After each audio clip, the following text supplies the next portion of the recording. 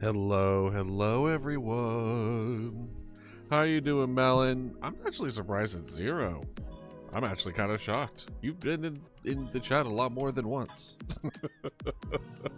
How have you been? How are you doing today? Hello everyone. Welcome in, welcome in. I guess I just never checked it. That's true. That's true. Well, I guess up to this point you were just a bot. I wish you would have told me. I would have accepted you who you are, but like, I mean, I guess this is just a way to find out. But how are you doing today? I don't think you understand how cold it was this morning. We woke up to 7 degrees today with a wind chill of -1. That's how cold it was. It was so cold.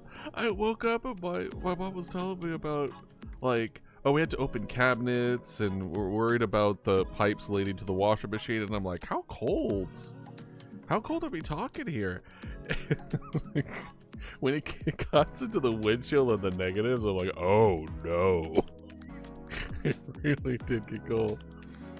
Oh yeah, no, like, I mean, that kind of goes to show you of, like, I didn't even feel it. Like, I'm all set, I'm all good. But thank God the freezing rain didn't come through. Like, the storm was a lot less of what, you know, it's anticipated. But part of the reason is because like, the forecast was, it was gonna be so cold for so long that if anything happened during that little period, it would just build on itself. It wouldn't actually thaw with the sun. It would just be like, cool, here's 3 days worth of ice, have fun. And luckily there wasn't 3 days worth of ice. But yeah, no, I may or may not have been spending, after I got off last night, couldn't sleep, so I may or may not have played a little bit of Ark Knights to get tired. I don't have a problem. I don't have a problem. Hey Shadow, welcome in. How you doing, my guy? It's unfortunate I keep missing your streams. I see you put it in the self-promotions, but by the time you're streaming, I'm like asleep. But I want you to know that I do want to at least go. I think I managed to go in 1, if I remember correctly. All right, have fun lurking, Melon.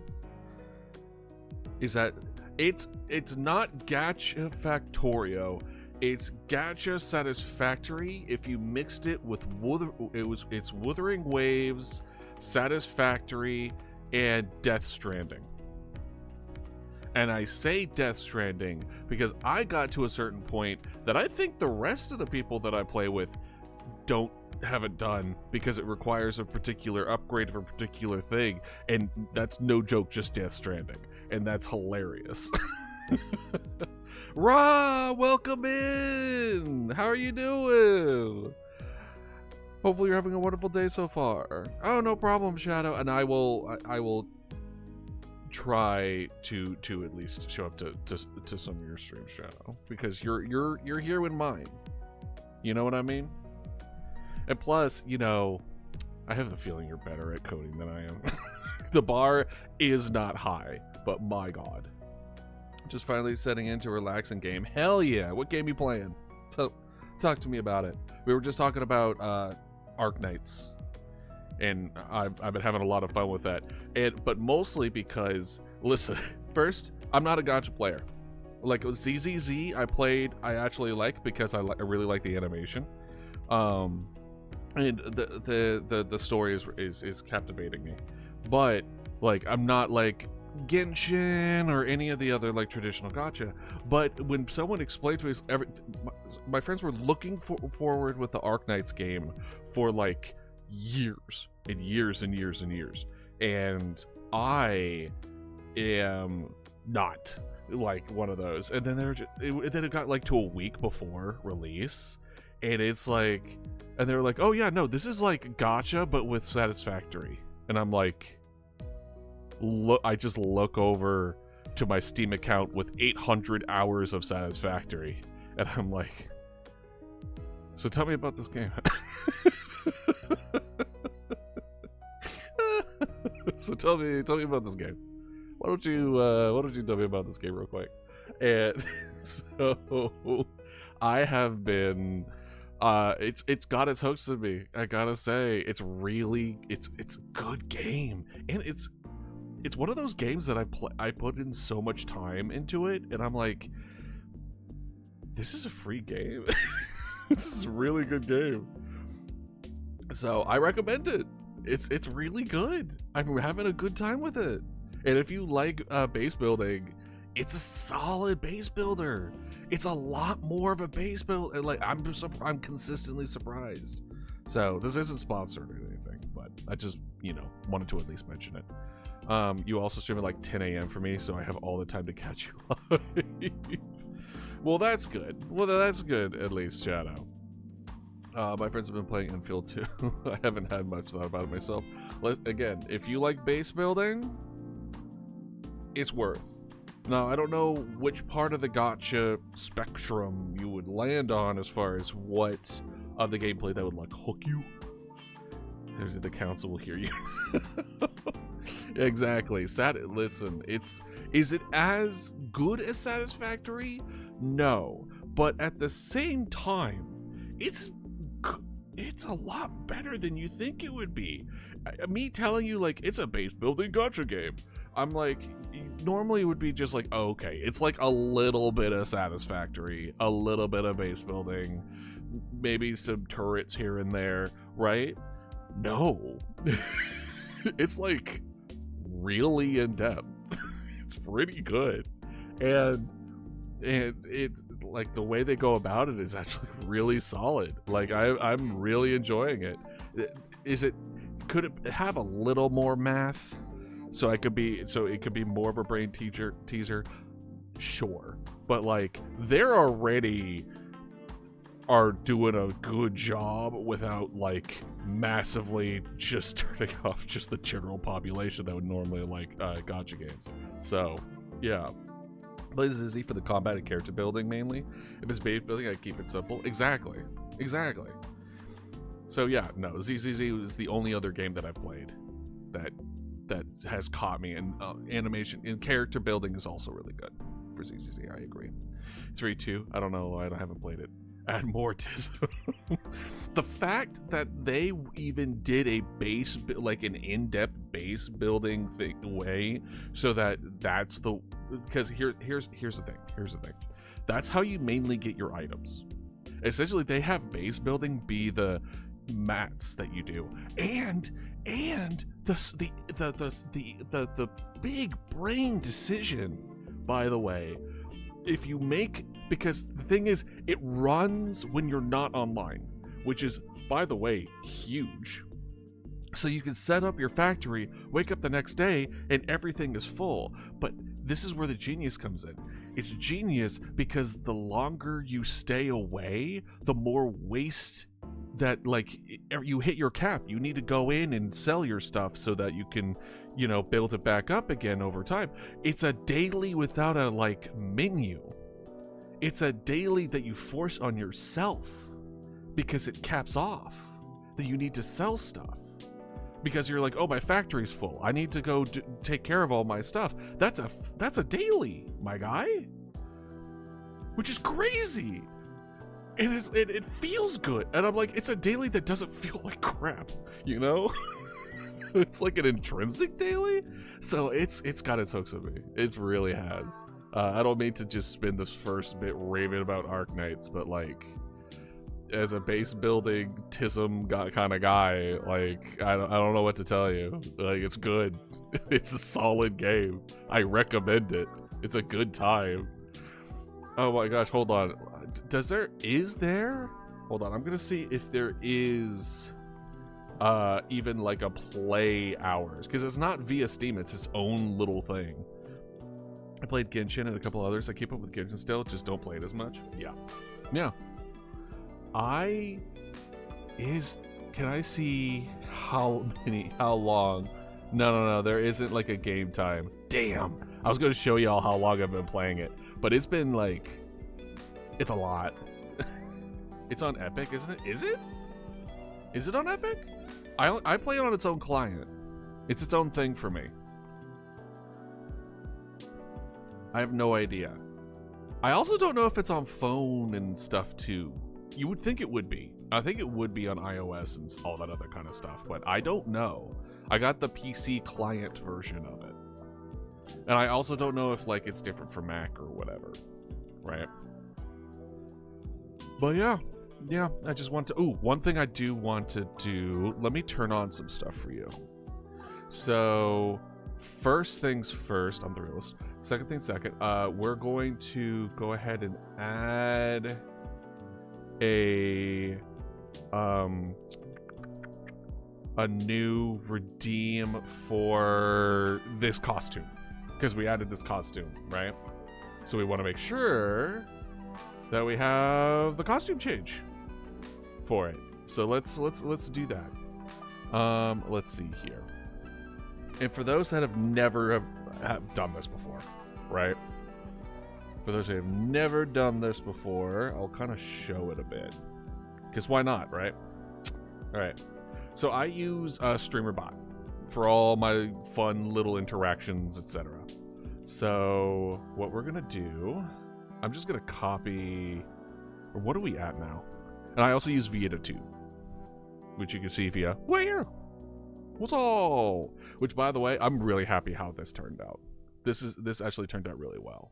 And us embracing the flesh in Cult of the Lamb, the rot, right, kind of goes along with it. And I also want to kind of give y'all a bit of a comparison of, well, I'll hold off on the comparison. On Discord, there's a Mama Dodo museum that you could check out that has all our old costumes and stuff in there. And you can redeem to bring any of them back if you so choose with your channel points. Let's see here. So this is, well, the blanket is fine. We added like a new blanket for this year. So I might make the blanket be a mandatory one that isn't voted for, just so that we have a reminder that the dino blanket exists, right? So we might make, so this, we're at shift. Am I understanding that correctly? So we have control, shift 3. Yeah, so we're on, let's make one for the dodo blanket at control 12. Let's see, shortcut, control 12. And then here is shift. Ooh. Since we're done with this, let's just do this shift. Let's remove this. This was one of the ones where, by the way, whenever y'all emoted a heart and stuff like that, it would auto switch like heart and egg, part of the emotes for it. So we're gonna go ahead and delete these. So that's shift 1. Can I like move this up? Okay, thank God. Okay, cool.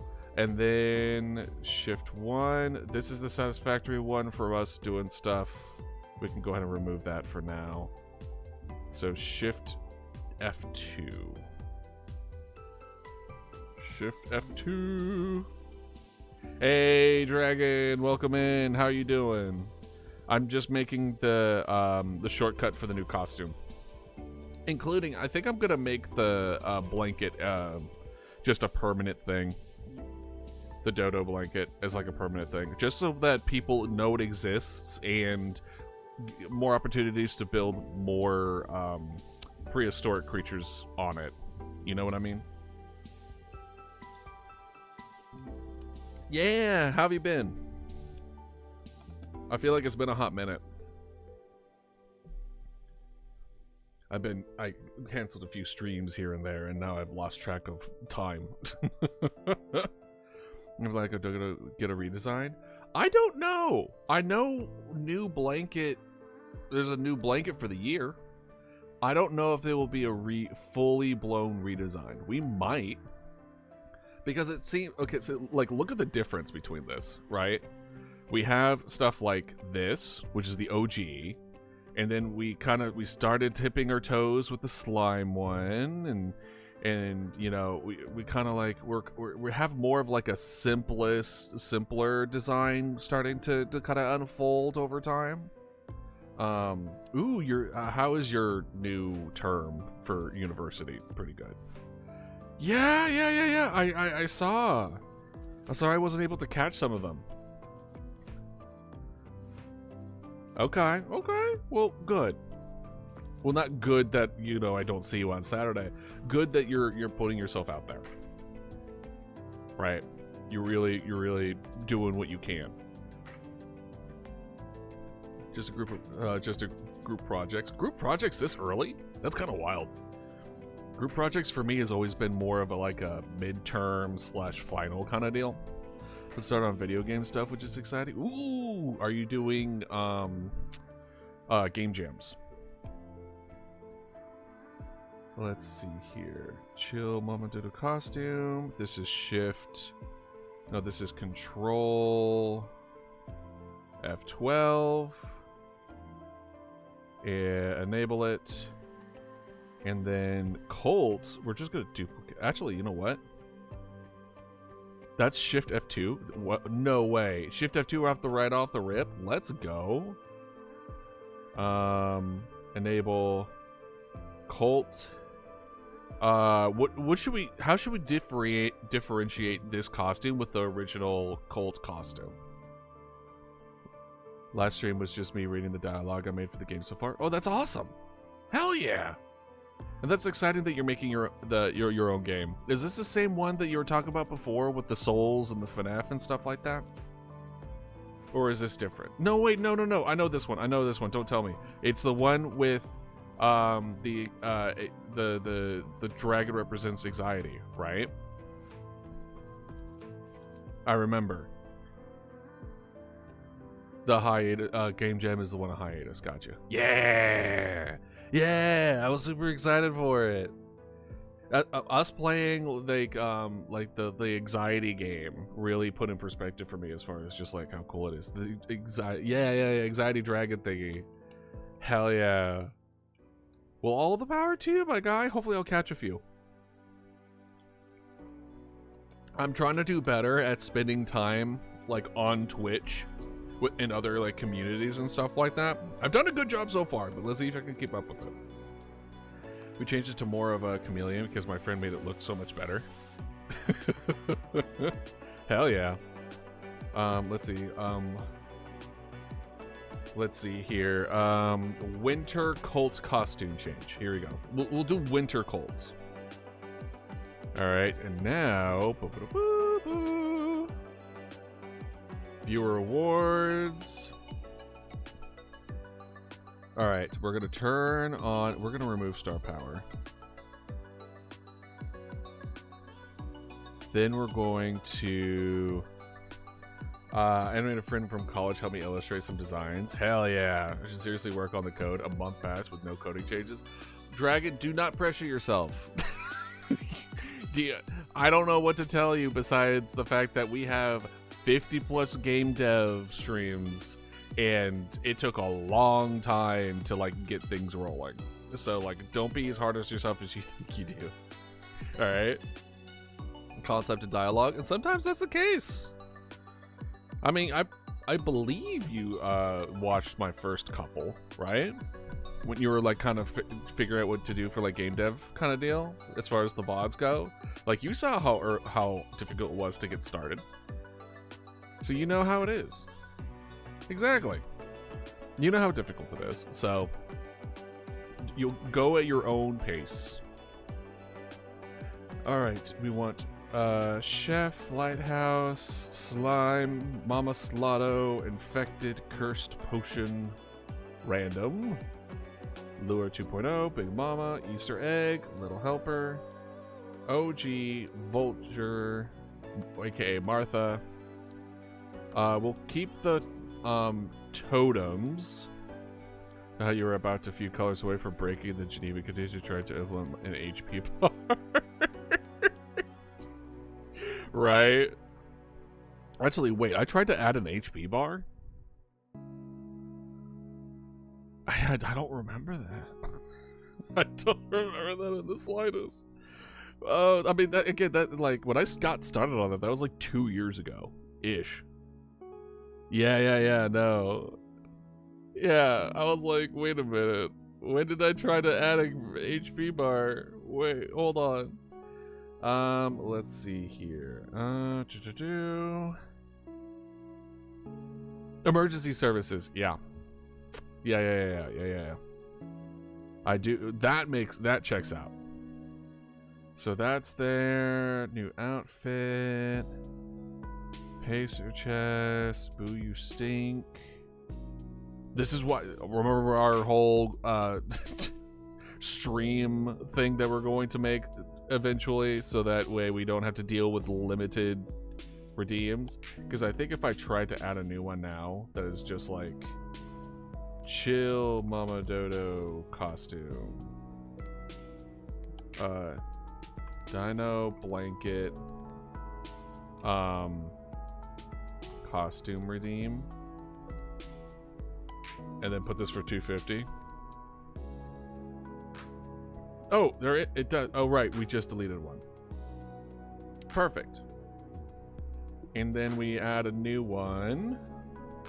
This will be Winter Cult costume redeem. Let's see if this one works. It does work. Excellent. Perfect. Great. Okay.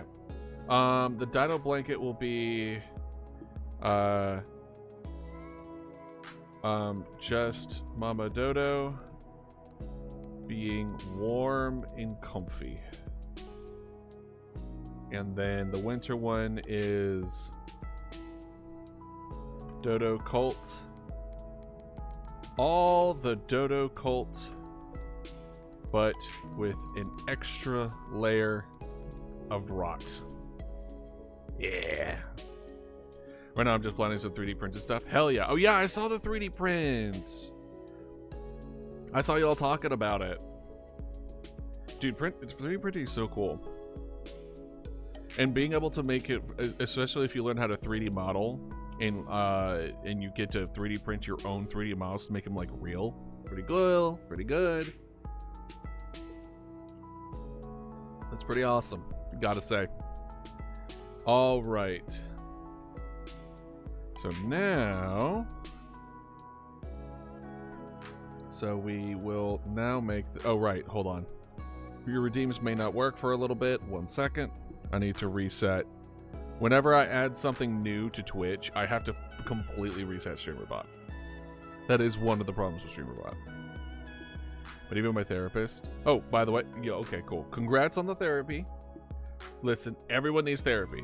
It's not like a mental health thing where it's like you need to like be crazy to get it. Everyone needs therapy. everyone needs it. Said to do less. Yeah. More than likely my therapist would also say the same. But I stopped doing therapy after I was like, mostly because, yeah, I just couldn't afford it. They couldn't figure out a way to make so the therapy was paid through like Medicaid and stuff. Just couldn't afford it anymore. Let's see. It was winter costume redeem. Perfect. Boom.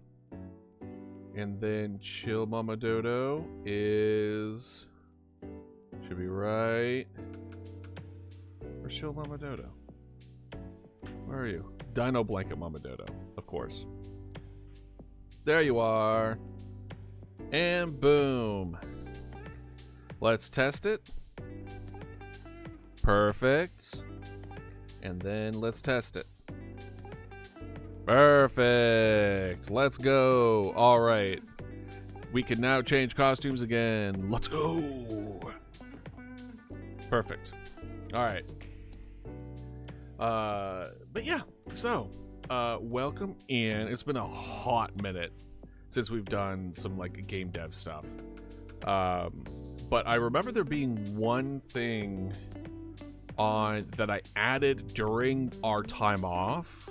You know, the one that I forced myself to do a winter vacation and then proceeded to have to take another week due to family health issues. That particular one. There was something that came to mind. I was just like, I want to have a note on it. And that was, boop. They take voices of what they observe and only what they observe and expand on this. So for those who have no idea what game it is that we're working on or what it's about or who I am, etc., etc., we are making an indie horror game called Last Call. The point of the game is essentially it's a 911 operator horror game in which you're supposed to determine if the person on the other end of the call is a mimic or not. And slowly the town gets taken over as you try to save as many people as possible until eventually you're the last person alive. That's the synopsis of the game, mostly, right? So the reason that I really wanted to kind of hammer this in is the idea of having the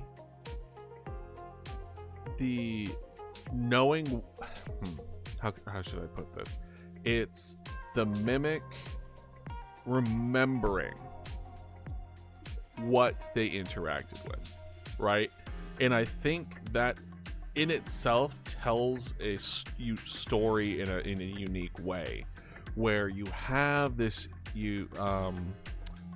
almost like a unique mimic, because the route of, hold on, let me pull it up, because we're on display capture, right? Sound. Right? It's like, so here's what the game looks like so far. This is the map. And then, so like it goes from house 1 and then 3 and then 7 and then it goes to the church and then it goes down to the abandoned buildings, right? It won't always take that path.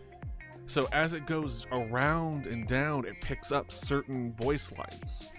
It picks up certain voices and interactions that it plays on other people, right?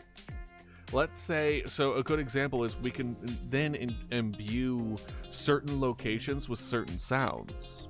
So let's say with an abandoned building, for example, let's say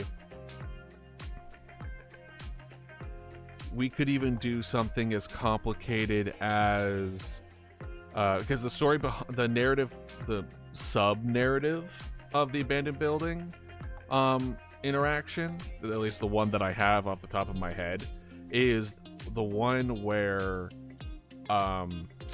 teenagers are out smoking, like just kind of like being where they're not supposed to be. Parents think that they're going to go to like a party or something, force them to take their younger brother. They lose the younger brother at the abandoned building and they have to call the cops, being like, oh shit, I've lost my brother. What's the problem? Like that very teenager shenanigan kind of stuff, where you know if teenagers are calling the cops, things have gone really, really badly. And we can go something along the lines of, if they go to house 7, then the mimic is able to pick up, being able to mimic what a cat sounds like, which is able to be successful in hunting the kid, right? So it's like the success and or failure, or like how the story can kind of skew, could also be like, okay, cool, what did the mimic pick up? It does seem a bit complicated, but it could be something as simple as just when it goes to a location, it records it somewhere. It remembers. It's able to remember where it's been. Because technically, the one that we're building right now is that it needs to be able, what was it? I think it's like you need to be able to identify, find a way to make the current location decision what is available for which location, right? So it's like we're already discussing about it needs to know where it is, right? It needs to know where it's located so we could determine what voice lines to use, right? Because the idea here is like, cool, it goes to house 7. How do we know that house? How do we tell the game that it's on house 7? How do we know? It's like, okay, cool, because it's on house 7, it's going to use these voice lines on the call. How do we even get that? And in addition to that, we have this.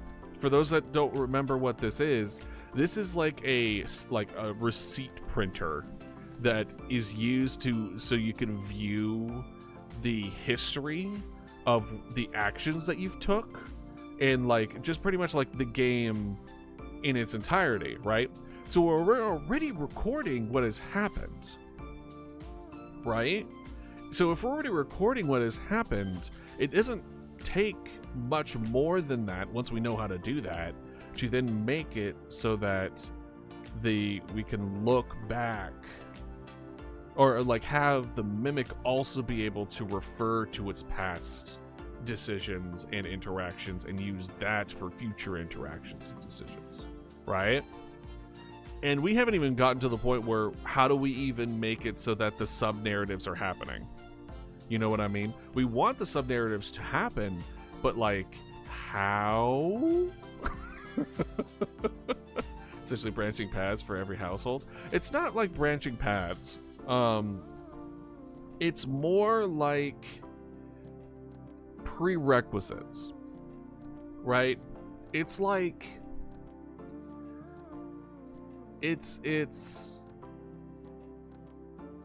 branching paths. The reason that I want to avoid branching paths and what makes branching paths so problematic is that it is exponentially more stuff, right? It's if you went to the previous, if you chose left and then right and then left, you have to plan for right, and left, and left, right, and right, left, like all those different possibilities of all those different complicated decisions. All I'm saying is that it will just check to see if previous things have been checked off, and if it hasn't been checked off, it doesn't happen. It's like one of those. It's a do you have all the keys or codes to open the door? If the answer is no, the door doesn't open. It's kind of one of those where it's just like blank happens, or this other thing could happen if this other prerequisite has been filled. That's kind of the way that I'm kind of moving forward with it. It's a check. It's a what kind of narrative do we want to do? Of all the let's see here. Isn't there a way for me to view? I thought there was a way for me to view all the tabs at the same time. Here it is. If we go to, here we go, scripts.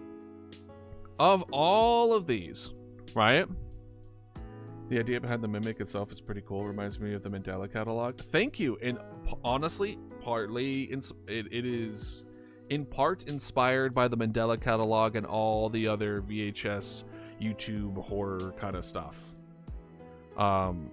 Is like this idea of something that is able to mimic the sounds and it's just mimics in general to me are uniquely terrifying in a way that is difficult to describe. Like, I remember the OG, I'm talking about OG short story of where a kid hears her mom call her from downstairs. On the way down, a hand comes out and grabs her from the closet, and she turns around to see her mom telling her that she heard it too. Like that kind of deal, right? Like that kind of horror where it's like everything seems fine, and then it just that slow, creepy dread of like, that's not your mom. That's not who you think it is. That's something trying to, or the r/no sleep, right? Or anything from the Creepcast podcast, which by the way, I'm a fan. For any of those who have any idea what I'm talking about, is the catalogs of like a wilderness observer. I forget the name of it, but it's like a bunch of these little short stories of like all these like deep forest kind of deal, and like these mimics, the way that I'm portraying them as far as in this story, are predators of humans for a very, very long time, and is the reason why there is such an overlap in the United States between missing people in cave systems. And for whatever reason, they have been going around and like starting to like group up and attack small towns, right? It's kind of one of those things where it's just like you're not given the full picture. But yeah, as far as like these little sub narratives of all this kind of stuff, I think having them making it a good way to implement these sub narratives is making it so that they need to have a specific pre-interaction to like flag it, right? So a good version of this, cultist, right? So one of the sub narratives that we want to include is a man sees the mimics and tries to strike a deal with them by letting them live. He will sabotage his neighbors to make it easier for them, eventually leading him to wanting to become part of the mimic group by attempting more of like a cult following / sacrifice. So you have a guy who in desperation to survive is willing to sabotage other people so that he could live, hoping that they would just ignore him. And then eventually the power gets to his head and he's like, actually, I've been controlling them. I can control them. Like that kind of mentality, right? He just slowly descends into madness. And the idea of that could be like, let's say he is house number 4 here. And let's say in order for that to happen, he has to see like one of his neighbors get taken out before him. Because if he is or the first one, and or they manage to kill him before he even has the opportunity to even call 911, like that story isn't going to move forward. He's dead. Or he's clueless. He has no idea, right? There has to be a trigger to set off the event. And that's what I'm kind of leaning towards. Is like, it's okay, cool. They're now in the abandoned buildings. Cool. As far as knowing which thing we're going to move forward with, as far as the sound stuff, it not only is a check of location, but a check of is there a previous like specific spot that has already been checked off. And then when it moves again to 9, for example, abandoned building will be checked off. So now that event has happened, right? It's like, cool. Now this event has chosen, which has now skewed the story in a different direction. It's kind of like branching paths, but instead of trying to fill every single possibility of you, the player, making any decision ever, it's instead a like pseudo branching where it just checks for specific pre-decisions, right? It's branching paths in the similar sense of like a significant probably portion of RPGs, where it's all you're doing is just kind of like being like, hey, did you save the girl? No? Okay. So it's as much as a branching decision making as BioShock 2 was in saving or killing big bosses. You got the good ending or bad ending depending if you like saved the bosses or not.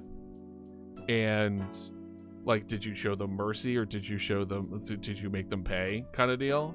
And I'm just sitting here being like, well, this kind of game would make me anxious. Well, that's kind of the point a little bit.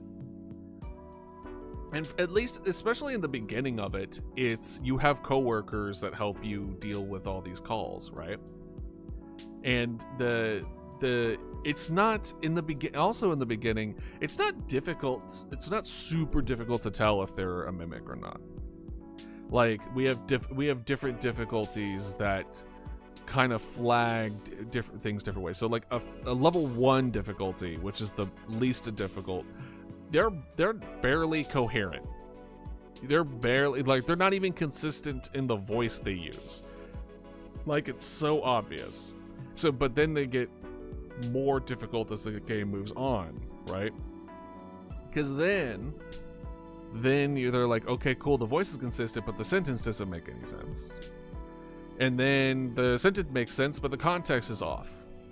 And then you get into the most difficult, which is, it is the only difference to tell is if you know, like, facts about the families or people that live in that location, right?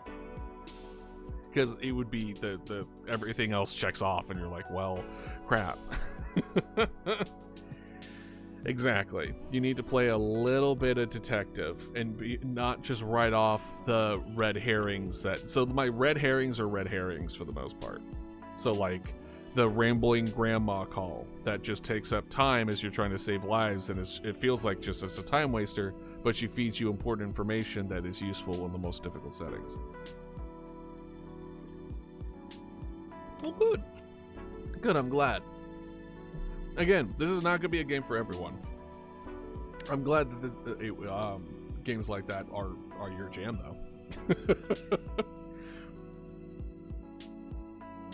No, but I am excited to see this fully flesh out.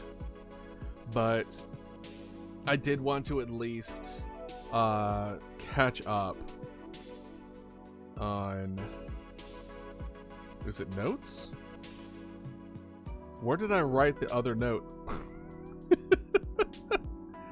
Oh no! It's probably in a random tab somewhere. Maybe it was near the end. Possible ads? No. Easter eggs. Uh-oh. Uh-oh. I just wrote it down on the first tab that I actually saw. Well, this is one of the problems of being an Excel sheet nerd. You lose track of everything. Coworkers, interaction, accessibility, map brainstorm, things to keep an eye on. Demo's a demo. By the way, our game's gonna have a demo. Here we go. Phone system. Boom. That's right, because we're working on the phone system. That makes sense. They take voices of what they observe and only what they observe.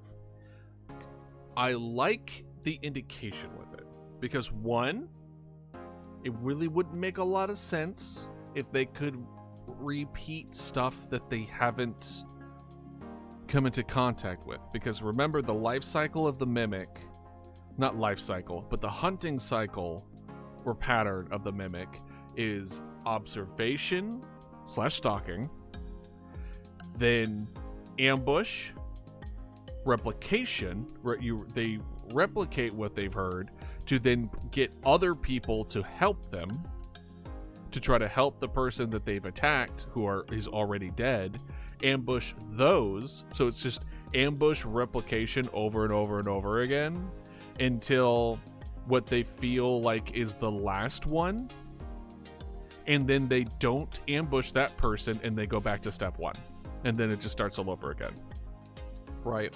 Which is why the main character is going to be the last one alive, because at least in this case,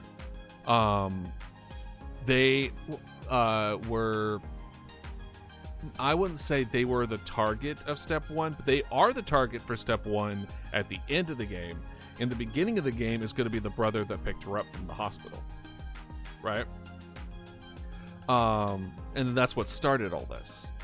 What started all this nonsense was being picked up from the hospital because I think it was a camping accident is where I'm leaning towards. I don't know if I want to make it specific or vague. I'm leaning vague mostly because I haven't thought of a good idea yet. Listen, when it comes to game design and when it comes to making narrative, a lot of times the people who read and or play a game come up with better theories than you, the maker of the thing, do. So sometimes it's just better to be vague and then just be like, someone comes up with a really good idea and you're like, you know what? That might be it. Yeah, that's exactly what I thought the whole time. Yes. How did you know? My secret plan foiled. Oh, damn. Oh, darn. Oh, no. But yeah, I wanted something happened in the woods, which led to the main character getting hospitalized in a very, very small town. And then once they get moved down to their own small town, where they were hospitalized at gets attacked without them knowing. And that's the demo, right? The demo is a prologue. Yeah, a prologue to the main game. But it's just on a much smaller scale, right? But I like the idea. It's the I don't know if any of y'all have played League of Legends. I play here and there nowadays, but I used to play a lot of it. And there's a character called Fiddlesticks, and they have voice lines in the game that are almost them kind of like mocking other like playable characters. But the lore is that those words are the last thing they spoke before he killed them. And I remember what it was. I don't remember where I saw it. It might have been a Mandela catalog-esque kind of deal. Maybe I was rewatching it or something for inspiration. But it's the moment where the mimic speaks and it's just like, look, mama monster. Like that kind of one thing where it's like you hear the last moments of these people.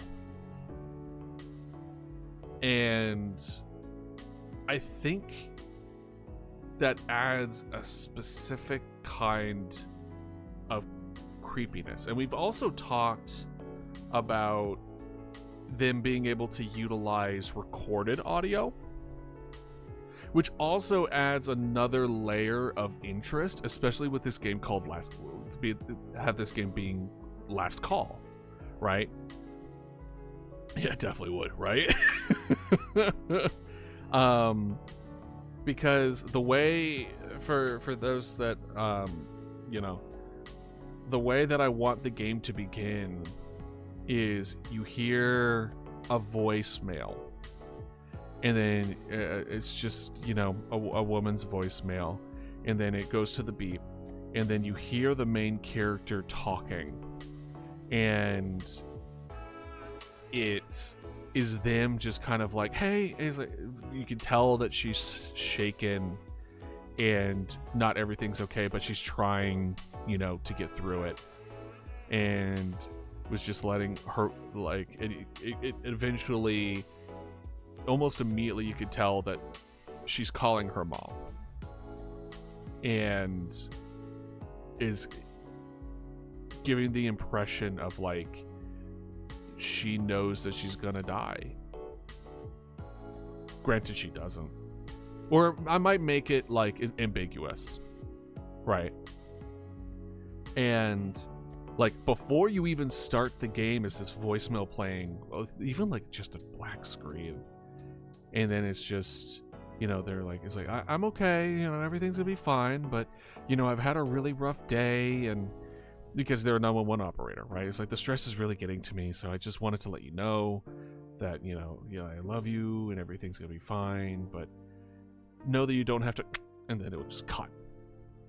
You don't hear the full voicemail, and then the title screen kind of comes in with the last call, and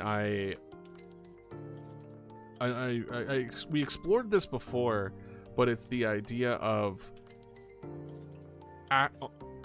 leaning into the aspect of last call in a way of, if you had one last phone call before you died, who would you call and what would you say?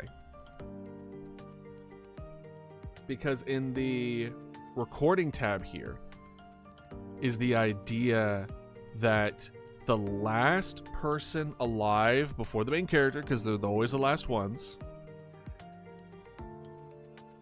you unlock their last moment. Of the 35, 36 people that are going to be in this game, it's that, right? Hey, Ratty, welcome in. How you doing? Hopefully you're doing well.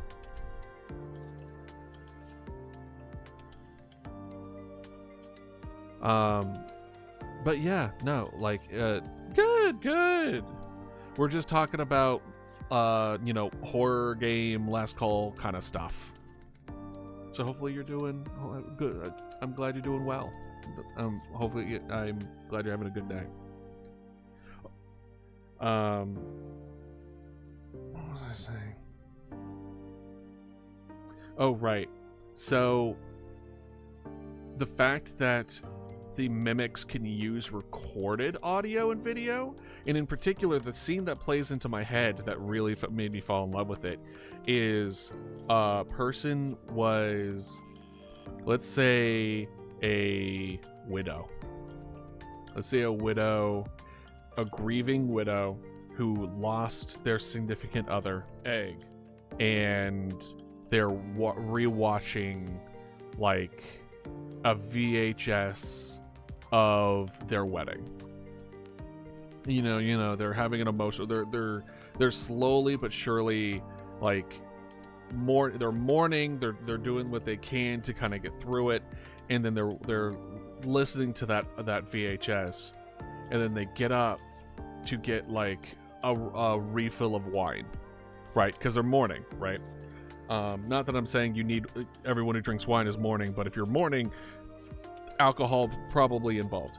And then when they get up to get a glass of wine, in the darkness of the hallway, not lit up by anything beyond the television, she hears, "I love you," from the darkness, in the voice of the dead the dead partner, in the same staticky VHS recorded. I think that has a lot of impact. Like, just, it knows. It's one of those things where I want to keep it ambiguous if these things are intelligent. They are intelligent to a certain degree, but do they understand what they're saying? Do they understand the words that they speak? Thanks, I hate it.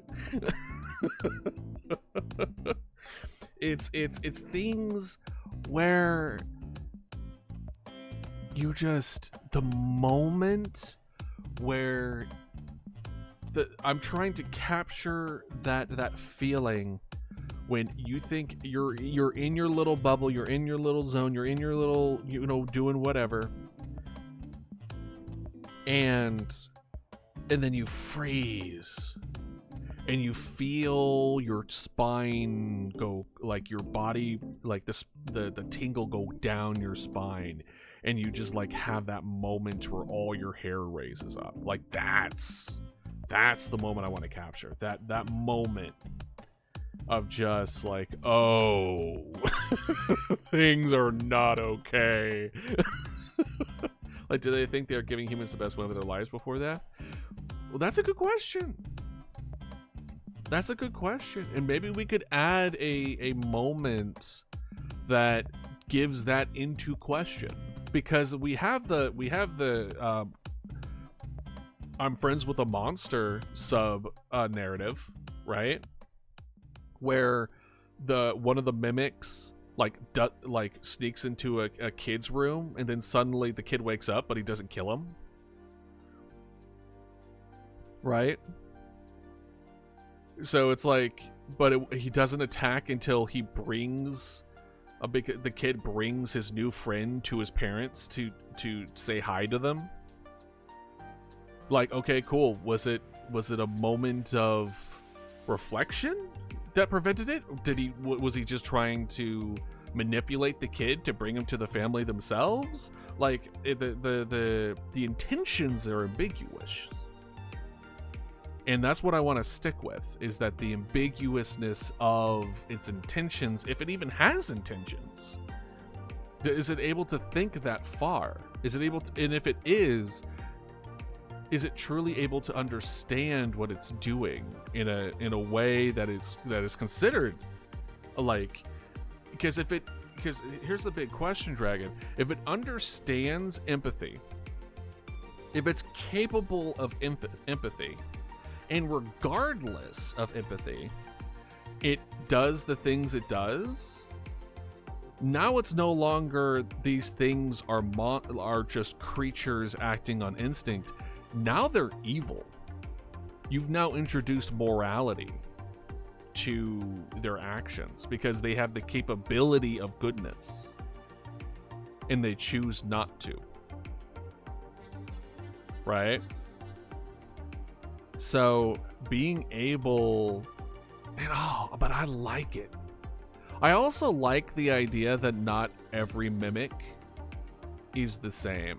Well, obviously not, because of the different difficulties, but like they behave differently. We could potentially, let's explore,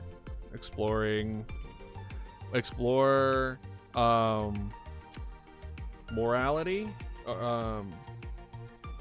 Do they have it?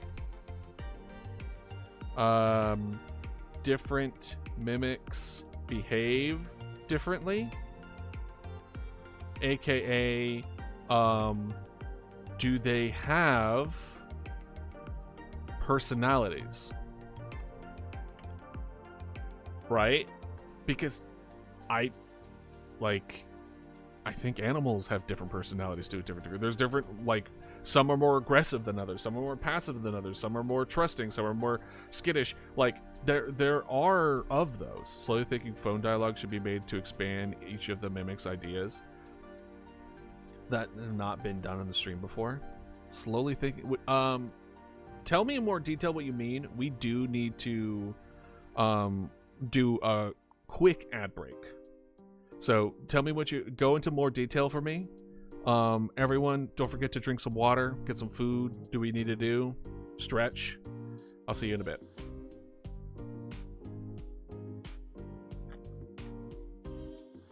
We're going to go from a standing desk to a sitting desk with a one-button push. Boop, boo-doop, boop, boo-doop, boop, boo-doop, boo-doop. Oh, boy. Oh.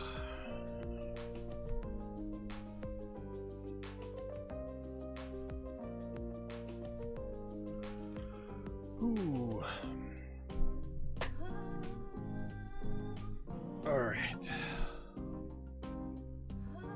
What am I gonna have to eat? I haven't really eaten today. I'm running out of food. Try not to get paid away. Yeah, you're good. But we have talked about concepts like the kid and his monster mimic friend, but never what do they actually say written down. Oh, so you're talking about scripting. You mean like dialogue. True. We have not talked about dialogue. It's because the reason, I mean, we can go into dialogue if we want, but the reason why, where are you? Here it is. Phone scripts comes after phone system. I'm trying to do things in an order. It's on the list. Yeah. It's on the list where if I jump around too much, what will happen is that I'll do the previous stuff and then I'll want to change. But what I'll say, Dragon, it's close enough. It's close enough that I'm fine with doing some dialogue today, especially with the way that we've been talking about things. I'm gonna be real. The way that we've been talking about it, I'm fine with doing some narrative. We can jump around a little bit. Because, like, again, all it is just doing the phone system, and then we're going to be doing the phone system. Feel like I'm guessing a Family Feud answer. Oh, because of the list of possibilities of what the next step is. Just noticing what seems to be bringing the most motivation. Yeah. Kinda. Yeah. I mean, that's kind of part of game dev. You just don't want to be stuck on something for so long it never gets done, right? It's not like we're doing something that didn't need to happen. It's not like we're making a new thing. And I think that's where a lot of game dev traps are. They're more like... That's a good way to put it.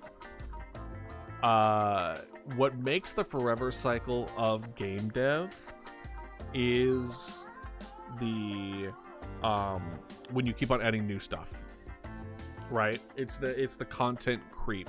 It's the, oh, we should work on this, and you haven't even finished the base stuff. Like, that kind of stuff is important to avoid. But as far as stuff like dialogue, we need to make dialogue.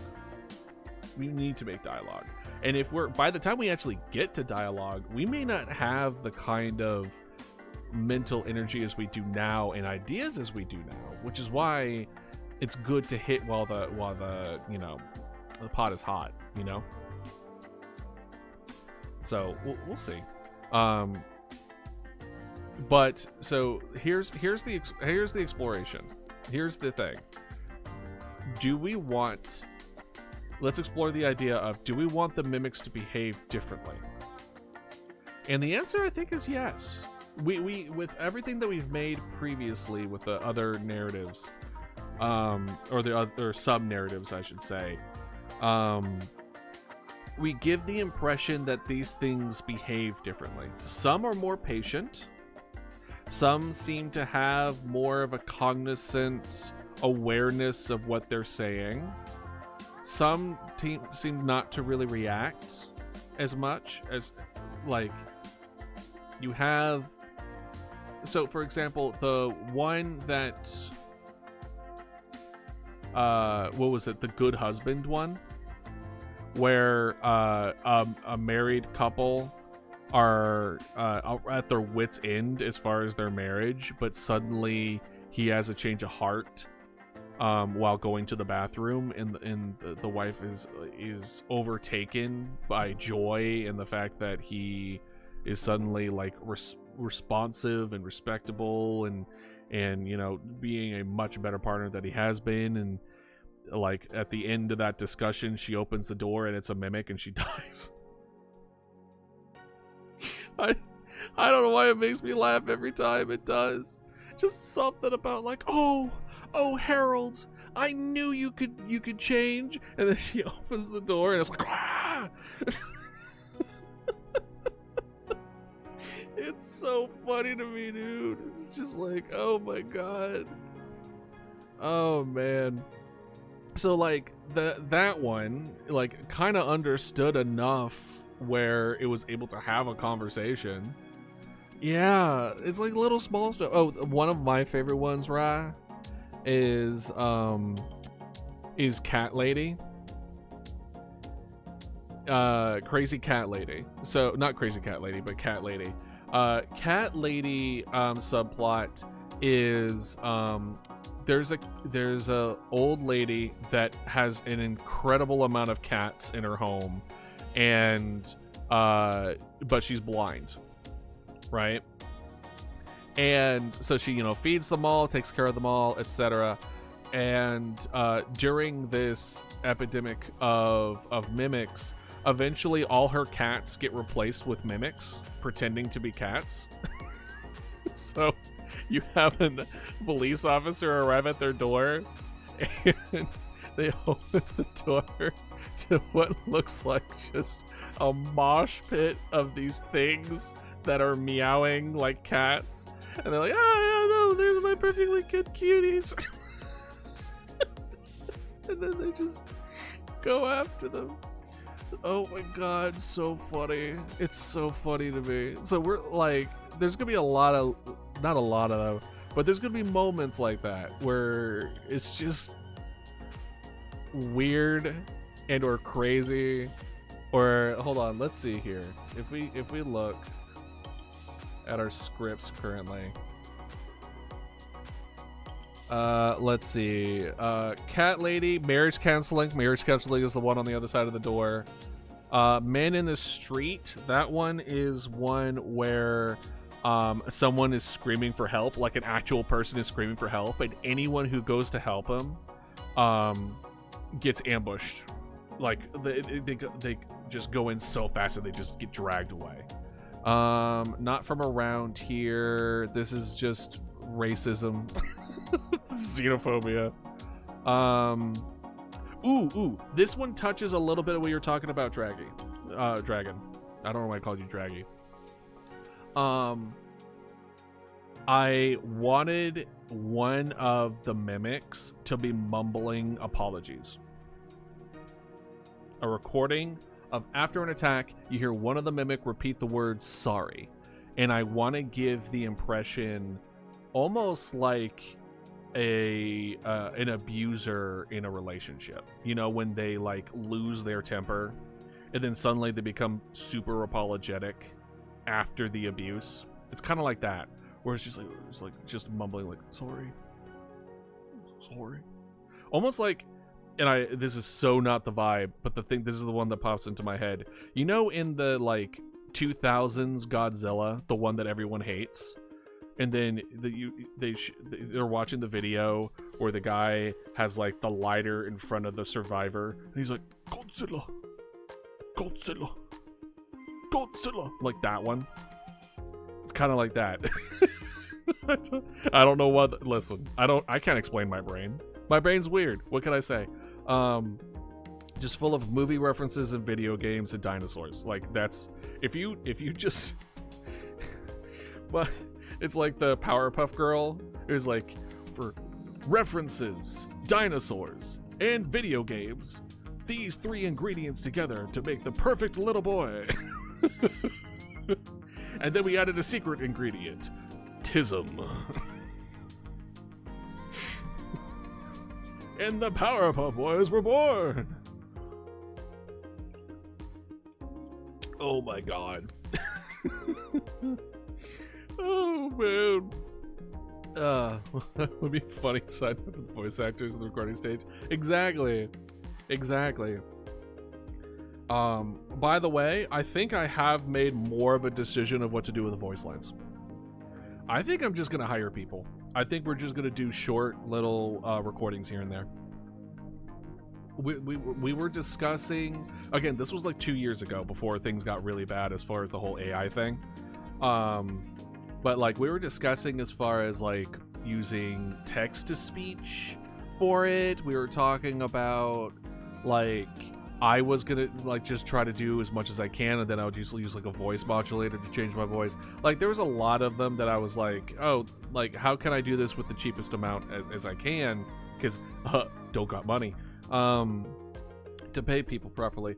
But I'm now being like, at this day and age, I'm like, we're just going to have a job where then I can pay people to just voice line in this game. We're just gonna do that. We're just gonna do it. Mama Dota giving directions. The director like, so you remember the 2000s Godzilla movie? I think if anyone heard me say that at a director's seat, they would be like, hey, if that's your goal, I don't think you're gonna make something good. Hey, Scallion, welcome in. How you doing? So yeah, sorry. The not apologizing to y'all, but sorry, and the title here. I disagree. So giving the impression that they feel bad about what they're doing. So this kind of touches what you were talking about, Dragon, as far as, do they have empathy? So we already have one scene here giving the impression of either empathy or regret. Which, you know, regret is something that only intelligence things have, right? You can't regret if you can't think about what you're doing or remember. Doing good, taking care of myself, way more. Good. I'm glad you're taking care Bird of yourself. up. I love Bird Up, dude. It's such a good sound. I love it so much. Bird Up. The boy who befriended the monster. We talked about that. This is one of the classic examples. Wife talks to husband who is in the kitchen, gets a call from her husband saying they're on the way home, but if they're gone, then who's in the kitchen? Ooh. Right? And that's I think this was also the inspiration for wanting to have the mimics mimic sounds, not just voices. And then we went a whole different direction and started researching if these things could use ventriloquism. Specifically, the puppet one was the ventriloquist one. Ooh, lore drop. Ooh, which reminds me, I need to redeem Star's lore drop. Yeah. Unfortunately, Star did one while I was collabing with Kid, so I couldn't do it. What if you do a minute? Did the Bird Up soundbite? Honestly, possible. Hold on, let's see here. Potential narratives. We'll do potential narratives. This one's gonna be mimic that is replaying meme sounds. Sound bites. That's funny. Shit, what was I saying? Oh, right. Lore drop. So I'm gonna open it over here just in case. Lore drop. I actually had something written down for this. Where are you? Ooh. We'll do the three brothers, the troublesome trio. So, a little bit of lore with the troublesome trio. These characters aren't ones that I talk about very often. So these three summons are the leaders of the Seek arm in the Idealist Armada, aka Search and Destroy, right? They compose of three hyenas, an eldest brother, a younger brother, and a younger sister, right?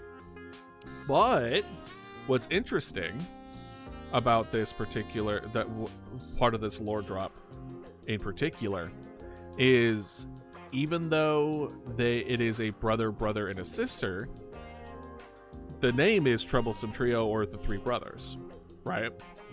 And they always use the pronouns he, him for all three of them, even though one of them is female. And there's a reason for this. And I actually really liked exploring this idea.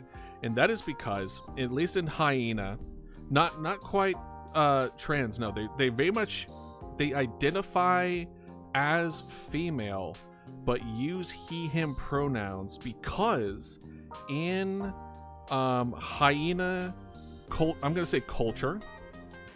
I'm gonna put culture in quotations. Culture. Let's do culture. It is a matriarchal society. Hyenas are a matriarchal society where, no joke, granted, it might be specific kinds of hyenas nowadays, but essentially, I apologize if it gets too graphic, but essentially they have like pseudo penises, and the one with the biggest pseudo is the head of the pack. I can't make this up. Anyway, so what I wanted to do based on this, and it's not linked to that other fact, get that out of your head, it's not linked to that, is because it's a matriarchal society, she, her pronouns are linked to hierarchical standards. Yeah, the spotted hyenas. Yeah.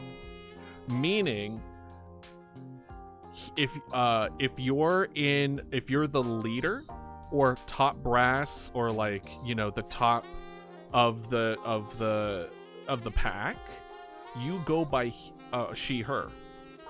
If you are the bottom of the pack, if you're like the poor, the mongrels, then you're he, him. And if you're not part of that pack at all, it's neither. It's it, right? It is a gender neutral term. It is an alienation of other for anyone outside that pack. So with them being essentially excommunicated, their ex-pack would have referred to them as, you know, it. So kind of reclaim their honor, they refer to themselves as he, him.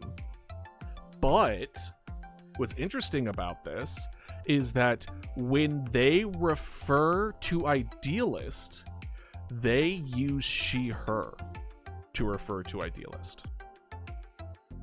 So they use it as a sign of hierarchy in the way they go about things. Versus, so pronouns are tied to hierarchical status instead of gender. I thought it was a very interesting way of going about and exploring that kind of different way of thinking about things, and how different social constructs can be built on different cultures in different interesting ways. So yeah, that's the Lord. So if you see moments where you see the troublesome trio and they refer to idealist as she, her, that's not a drop of like, oh my god, idealist goes by both. It's instead it is tied to hierarchy than it is to gender and or sex. So yeah. Anyway, so that's the lore drop. Hope you liked it.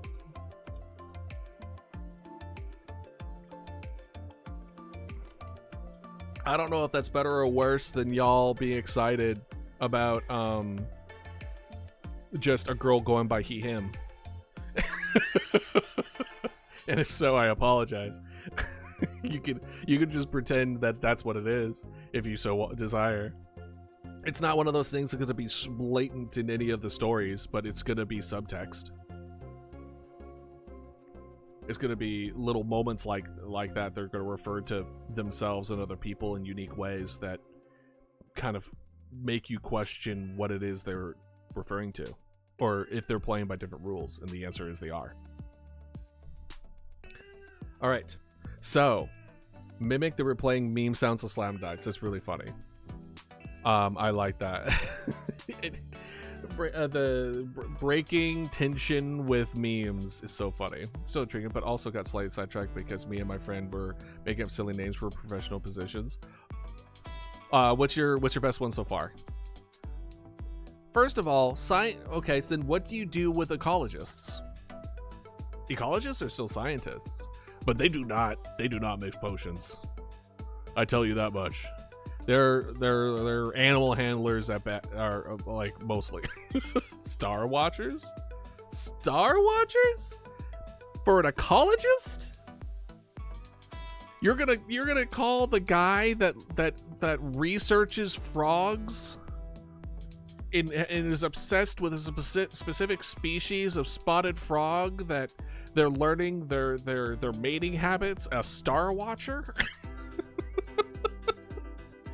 I mean, by all means, but I think you're wrong.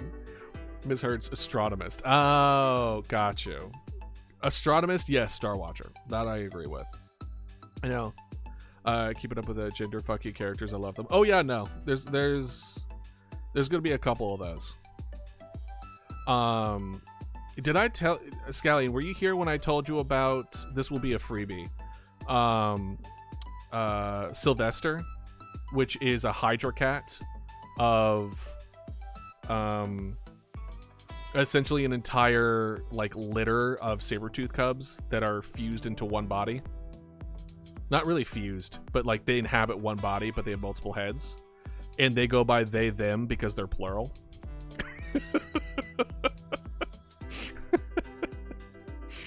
So funny, dude. I love doing little shit like that. It's so good. I don't even mean to downplay it. I shouldn't say little. I love doing shit like that.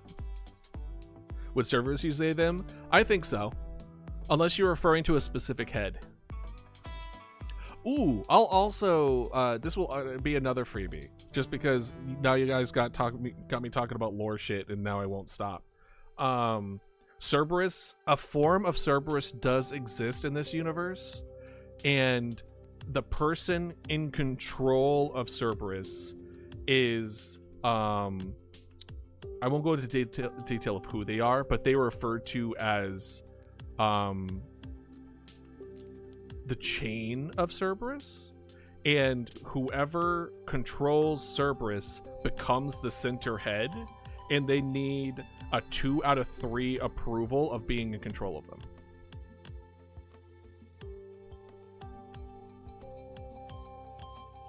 So that's the direction I'm heading with that. That's a recent one. That's just one of those ones where I was like, I have an idea for a character who is the chain of Cerberus, which would be the center head. So I've been working on that a little bit. Pretty much. And then in this same, granted, none of these are fully official until I actually make like a whole thing of it. Idealist almost became a chain of Cerberus. He lost the vote.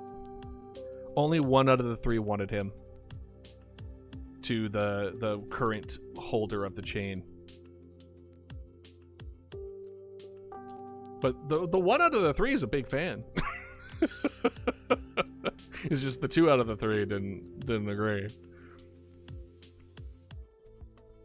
So so I guess that's another good key, that he knows the chain of Cerberus.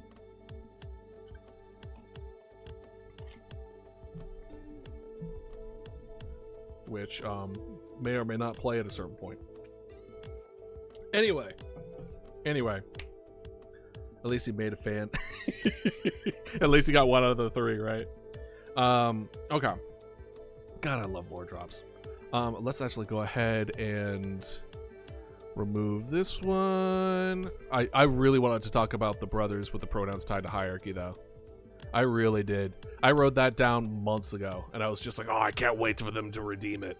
I'm gonna have a good one just right in the chamber. And then Star did one during a collab, and I was like, no, I want to talk about it, but I can't do lore drops during collabs. It's too much. It's too much. If it's just us getting sidetracked like that, absolutely fine. I wish there was a way for me to turn off and turn on redeems during collabs and not collabs. Yeah. Anyway. All right. Meme playing Mimic. That's funny. What other ones do we have? Hold on. Person hearing their own voice, beckoning or taunting them. That's okay. That one's based off of Ghost. It was like a mimic horror YouTube video. I know that doesn't settle for anything, but it was literally just like, oh my god, I hear my voice coming in from there, and it's like probably a recording from his bedroom being like, come here. Come here. Come here.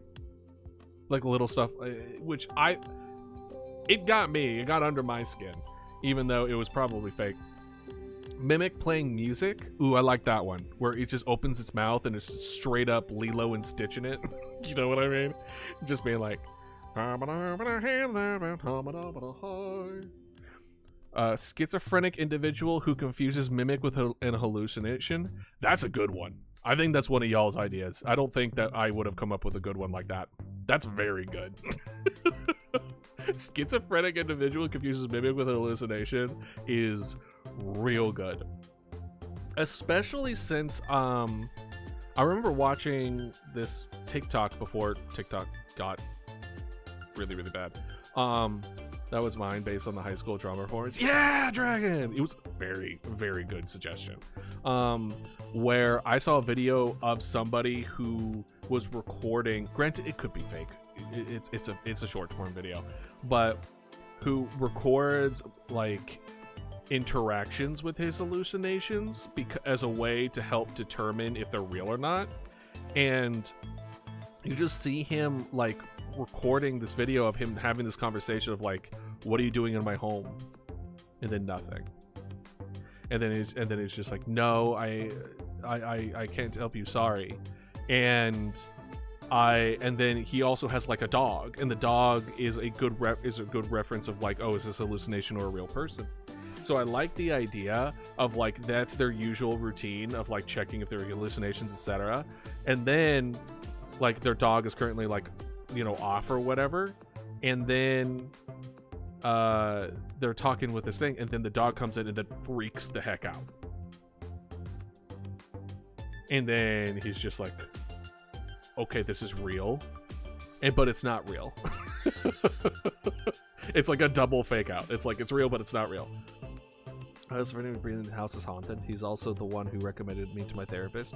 I know what I will say. I did grow up in what I believe was a haunted house from like the ages of like 2 to 10 when I lived in like Colorado.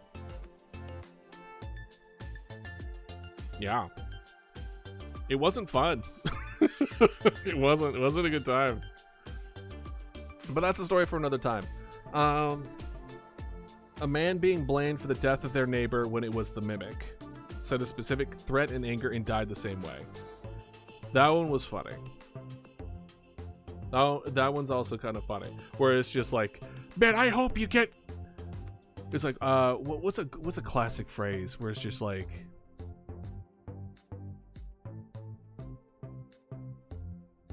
I hope you get... it's like... I hope you slip and hit your head on the counter or something. And then suddenly they do. And they're just like, wait, hold on. Wait a minute, hold on. Wait a minute. Wait. There's equivalent of that trope of the SL character who dies 10 minutes later and solved the essentially, yeah. Yeah. And the mimic playing a meme sound bites. So, yeah. Oh, right. I remember what we were talking about. We were talking about ventriloquism.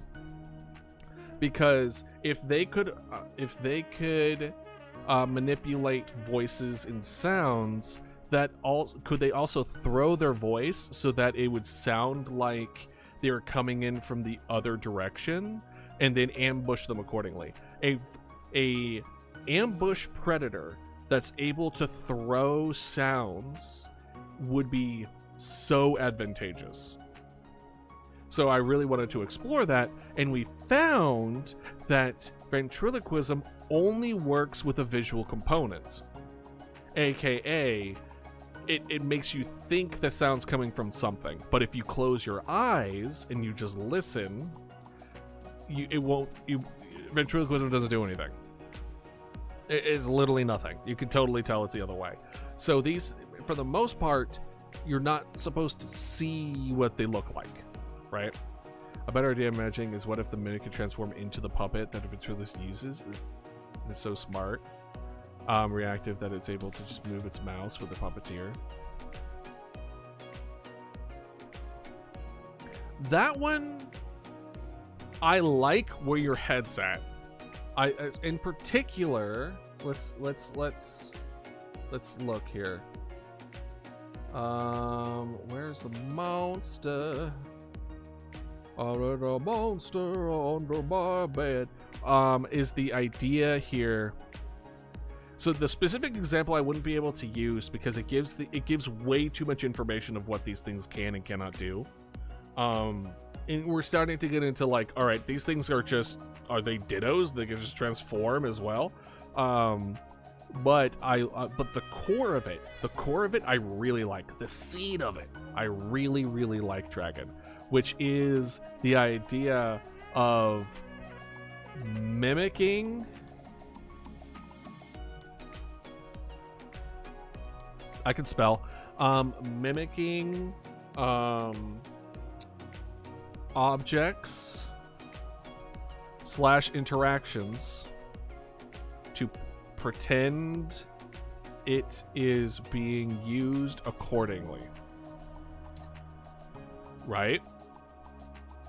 So, let me give you an example, Dragon. Let me give you an example of what I'm just thinking off the top of my head, right? Oh yeah, I mean,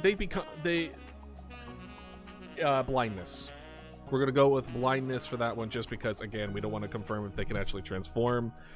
I want to keep the idea that everyone has a different like mental image of what these things can look like. So I don't want to give the impression of like they can change shape. Only thing that I am probably going to like insinuate is by the time you see these things, you're screaming. Right? So it doesn't look, it's not like, oh, hey, Jerry, and then he's dead, right?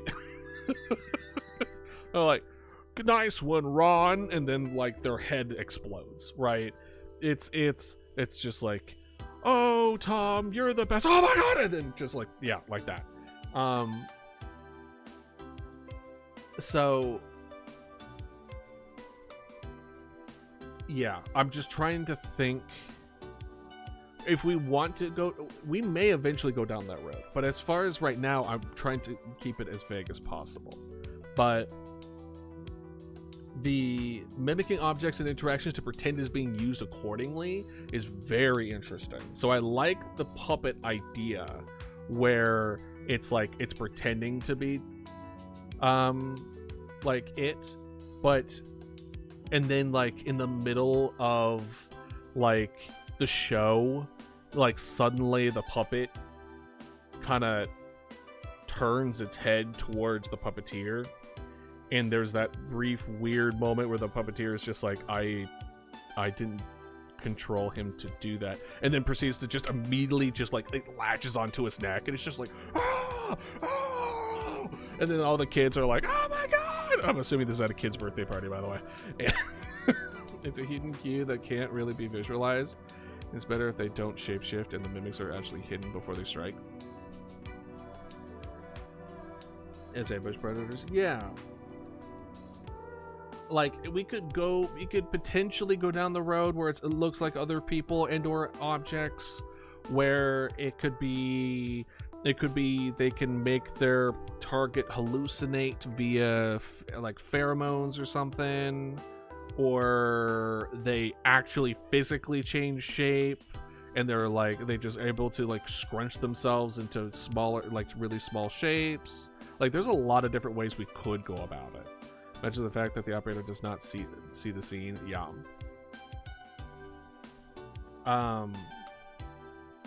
Yeah, for the most part, I like the ideas where, first of all, I'm a sucker for cursed objects. I'm a sucker. SCP, just, I love it.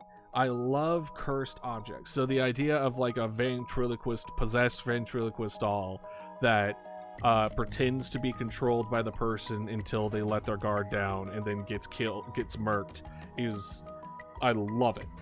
But In this particular case, no. But let me paint a scene for you. For the mimicking objects interactions to pretend it's being used accordingly. Let's say you have a teenager. And as a mimic, you've been keeping an eye on this teenager for a long time. Not long time, long enough that you can kind of gather it.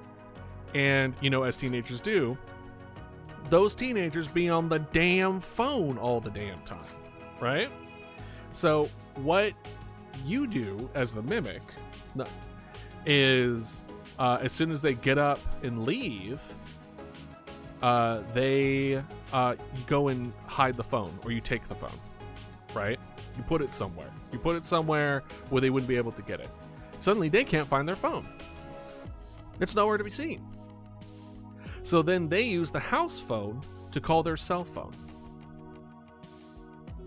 That's when the mimic pretends to be a vibrating cell phone. They go, and then they just go around the house, and they go towards a dark part of the place without any lights, hearing the vibration of this phone going off. And as soon as they get close enough and they reach for where the sound is coming from, it gets them. I like it. I like the idea of it's able to, because it's able, these things understand pattern recognition to an obscene degree, right? Which is why we're giving the impression of like these things may not be empathetic, but they definitely give the impression of the impression of intelligence just from their ability to understand patterns and mimic said patterns, right? So I like this. So we can let's do honestly, let's put this in scripts. I like this one a lot. Boop. Wow. Mimicking.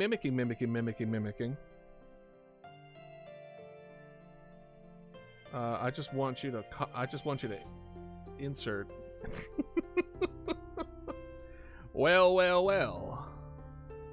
And then now I copy you. And I got out of scripts. We have so many tabs. This would be phone. Where's my phone? It is teenager loses phone, calls it, and mimic pretends to be the phone in the dark. Boom. Done. So now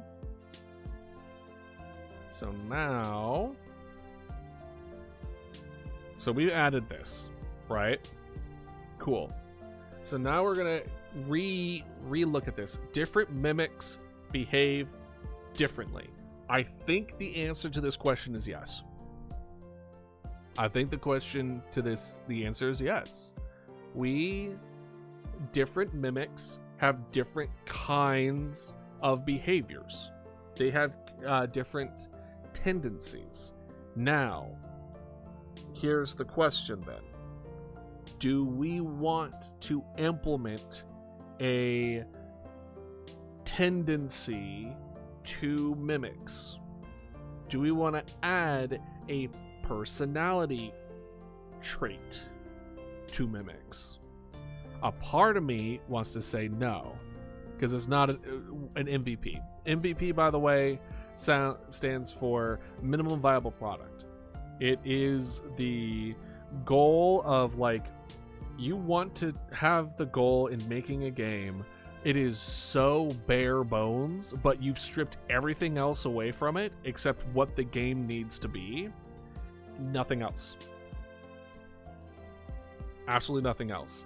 And then if you have time and or budget, then you add all the other stuff to it. but you need to make sure that you have the core aspect out in what it needs to be, right? So is this MVP? Definitely not. But I think we don't need to put this in, and I'll kind of explain it a little bit.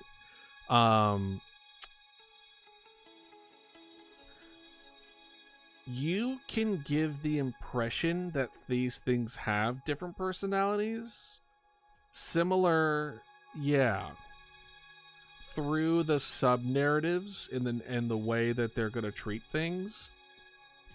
I think the different behaviors in mimics are going to naturally come about through the randomization of these sub narratives and just the nature of the randomness of the story of how these things going to go. So like the way that we want this to go is we want this to go around in different and unique ways, so that's another reason why I like the prerequisite idea for different subplots, because it's random every time. It's not going to check every box every time. And that means the overall narrative is going to be very different. It could be that your first gameplay, you end up having the sorry, the puppet, and the feedback in one route. And then you play it again, and then suddenly you meet the cat lady, and then the cultist, and then the where's my phone. Like, what matters is, like, not only is the story being shaped by who is last left alive and how every character is going to have a narrative growth throughout the story to a certain degree. And that's another thing as a way of like, oh, we're not doing a tech tree, which is probably even more work than actually doing a tech tree, is the idea of like, okay, every character is going to have a beginning to end to this game, and the only one you get to see is the one that lives the longest. Everyone else, you just don't get to see it. If you want to see how everyone ends up being, you're gonna have to play the game where it only saves that one person till the end, which could be more difficult. And I think that's a interesting challenge that isn't just slapping like hard mode on it. You know what I mean? And it's not just the people living in the houses. It's also the resources. It's the emergency personnel. I want the emergency personnel to also feel like that they're like dealing with the situation. And I don't mean like they'll have story arcs like you'll have a grumpy old man and then by the end of the story he's realized that Christmas was the love between friends.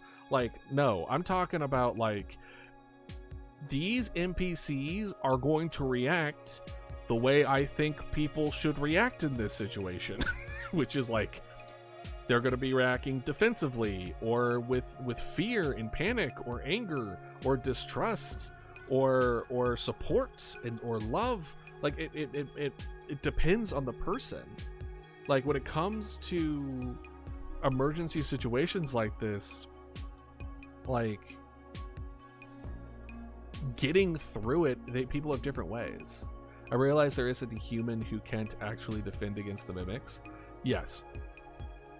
There the cops in this game are used for them to, like, they open fire, the mimic gets away every time. So you can quote unquote defend against the units, or not units, the mimics. You can defend against them in a sense of they are forced to leave because they run away, but you never kill them. Never once in this game is there going to be a dead mimic, because a dead mimic means there's a body, and if there's a body, that means you know what it looks like. Yes, police officers postpone the inevitable. That's what it is. they postpone, like the person lives, and then there comes another decision, right? There's gonna be that moment. There's gonna be that darkest dungeon sanity check at that end of that, being like, okay, cool. How would this person react surviving an ambush? How would they go about it? Would they bunker down? Would they drive to like Home Depot or something like that and bunker down and get a bunch of wood boards so that it's more difficult for it to be ambushed again? Will it go to the gun store and just try to get as much ammo as possible? Would they go to a friend's place as they try to, because they don't feel safe in their own home anymore? Like, all these things play a part that we need to decide. Every single one of these people, we need to, like, okay, cool, we had this person go through this. There's like a checkbox. In fact, let's make one. Let's make one right now, because why not? This is my stream, I do what I want. This is narrative. No, this is character checkboxes. It comes back in 2 business days. So the idea here is this, right? Right. You see them hopping around here? They're gonna do this hop regardless if they succeed or not. Right? What matters is that if you are correct, then the previous house isn't considered taken over. And it's still an option to jump back into. So we'll need to actually implement that in the actual spread system. Oh shit, we should actually implement that into the spread system. Crap. Let's see. Imposter. Is this it? Imposter system? No, that's different. Ha ha ha, TTT. Minute spread, here you go.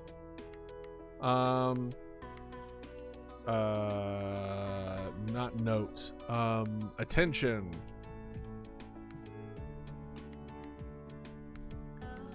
Add ways. No, hold on. Crap. What was it?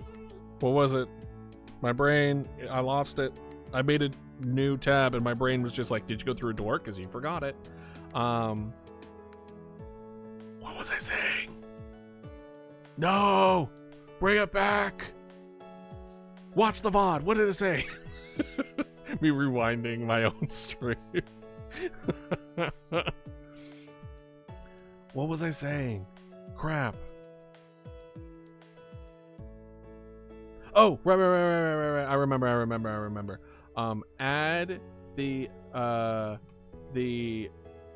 ability to not turn off previous location, as that would be the result of a success. Yeah. Yes. Thank you, Dragon. Appreciate you. Add the ability to not turn off the previous location, as that would be the result of success. Because of success, it would be spreading regardless after every call. A call happens, spread. Call happens, spread. Call happens, spread. But what's happening right now is that every time it spreads, it goes to a different it goes to a different place, but it turns off the previous as being chosen again. Just because it gets attacked once doesn't mean it won't get attacked again. It will. It can. So, like, it just means, like, okay, what would it do, right? So now, mimic spread.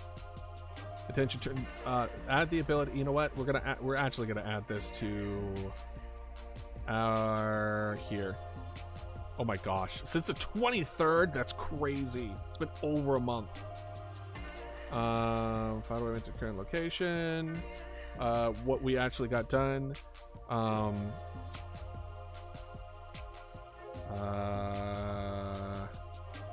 Spread. Need to make spread without turning off previous location, which I believe I could actually, I might be able to do that now. I might be able to do this right now. Let's see. Spread. Choose, I believe, was input map. Choose is spacebar, right?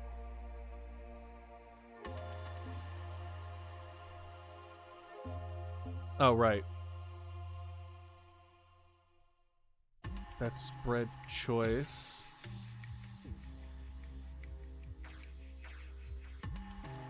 This is the this is the size. So that's not it. The space bar is spread. No spread resistance, that's nothing. Imposter spread. This is also a nothing burger. I need to get rid of some of these old ones. Mimic difficulty? No, that's me trying to make difficulty changes one, and then we ended up like saying, hey, let's work on other important stuff first. Let's go down. Detection 1. Here we go. Here we go. Detection 2.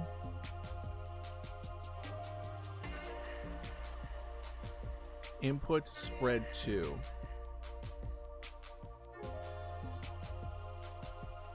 Okay, so this isn't anything yet.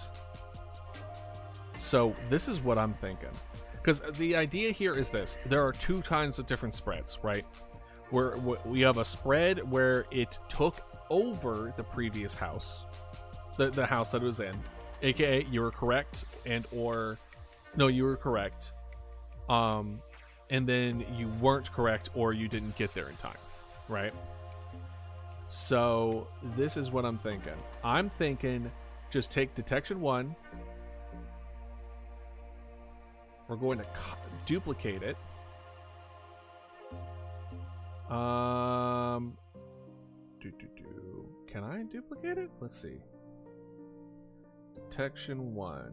What if I do it down here? Yeah, perfect. Duplicate. Except this one's going to be detection true. You were able to detect it. Okay, so now detection true.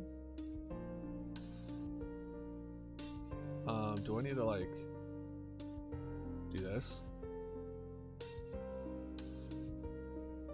Okay, perfect. Okay, so this is detection true. Detection true. Oh, I'm stupid. Remove. All right, so this is one. Oh, hold on. Let me make sure that this is on loop. Okay, good. Just making sure. What we want instead,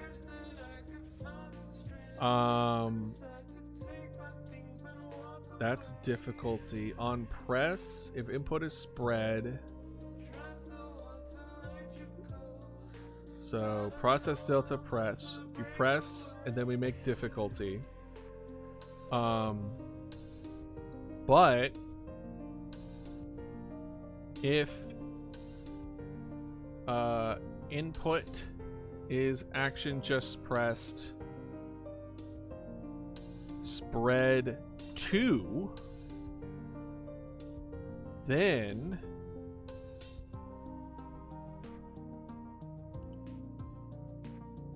this is all the different choose ones.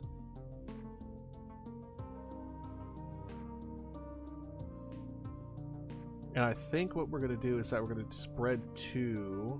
So let's go ahead and get rid of all these notes here. A lot of those notes are just me trying to figure stuff out. That one we'll keep. That's just attack getting print of the attack location. No. That's me also trying to figure things out. See, looks cleaner, right? So now what we want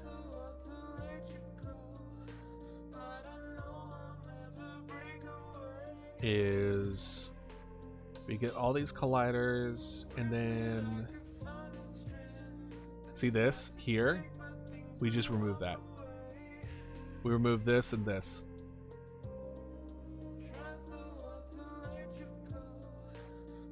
Boom.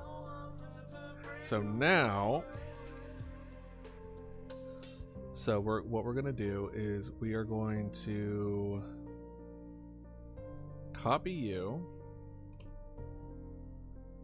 except this is spread to Electric Boogaloo.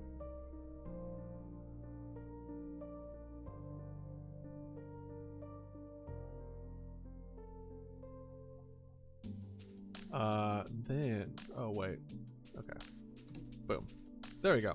That should do it. Yep.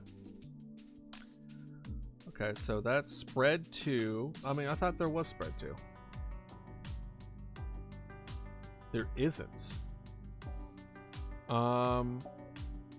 We'll do, oh, there's spread 3, which is control. That's fine. We'll do that. We'll do spread 3.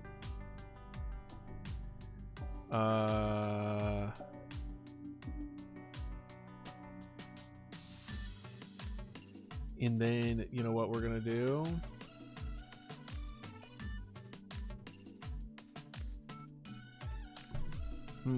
A part of me is just like, okay, well, if we do spread 3, do we need to make a whole different subsect of difficulty, right? Where it's like, okay, so the whole other different difficulty, a whole other this. Because I essentially want the exact same thing here. It's like if spread radius, blah, blah, blah. While it's less, you break, or it's that can find valid house. Because we want to have spread 2 now, right? So we want to basically have this one, same exact process. I'm tempted to just be like, okay, we're just going to copy everything except make it difficulty 2, choose 2, like underscore 2, underscore 2, underscore 2, underscore 2, and then spread 2 all the way across. That feels like I'm not doing things correctly. So let's see here if we can, because that would be the easy way, right? Because this one is just, if we hit spread, then this difficulty thing happens, and then we go to choose, and then depending on difficulty 1, 2, 3, or 4 mimic, I'm gonna say the difficulties don't really change. I don't think we did anything with the difficulty. Not yet, anyway. I think this might be vestigial.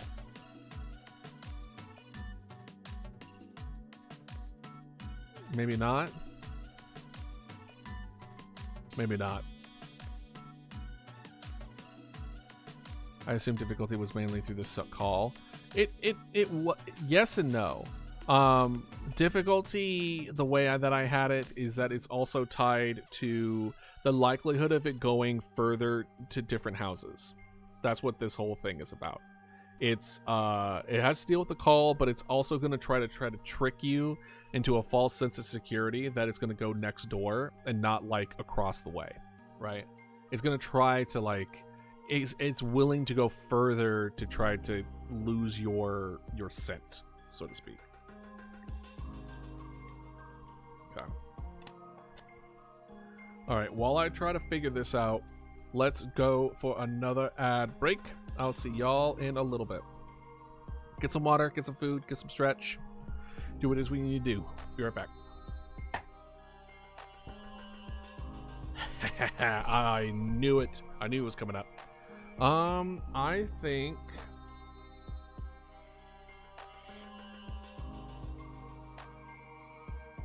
while shape radius is less than or equal to 25. if it's 225 or you spread, or if you can't find anything, then you add 75 more and then do it again. Right? So that's what that is. If that's the case, well, the thing is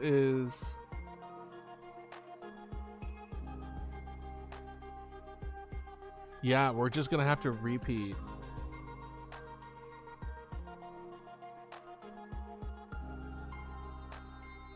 Yeah, we're just gonna have to repeat. So what we're gonna do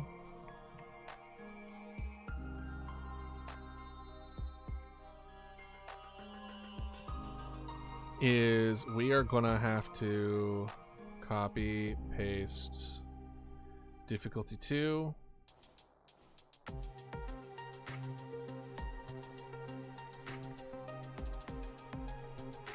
Difficulty 2. Which is essentially exactly the same. Oh. Only that. Bruh. Okay, whole thing. There we go. Difficulty 2.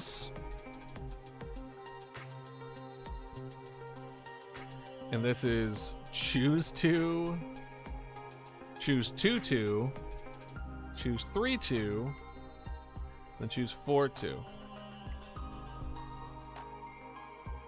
Yeah. That's basically what we're doing.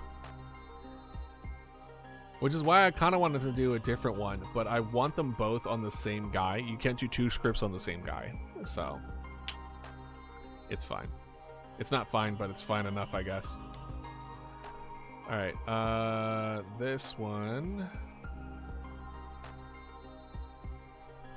Boop.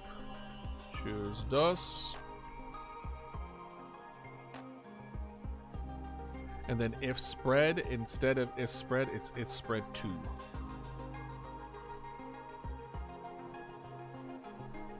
Same deal with you.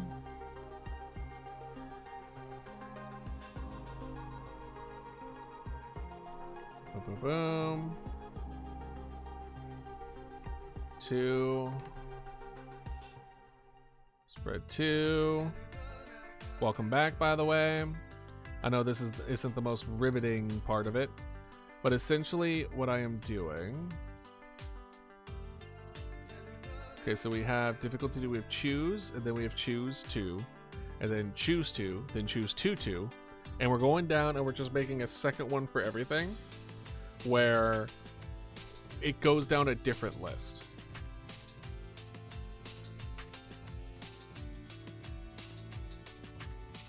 I think.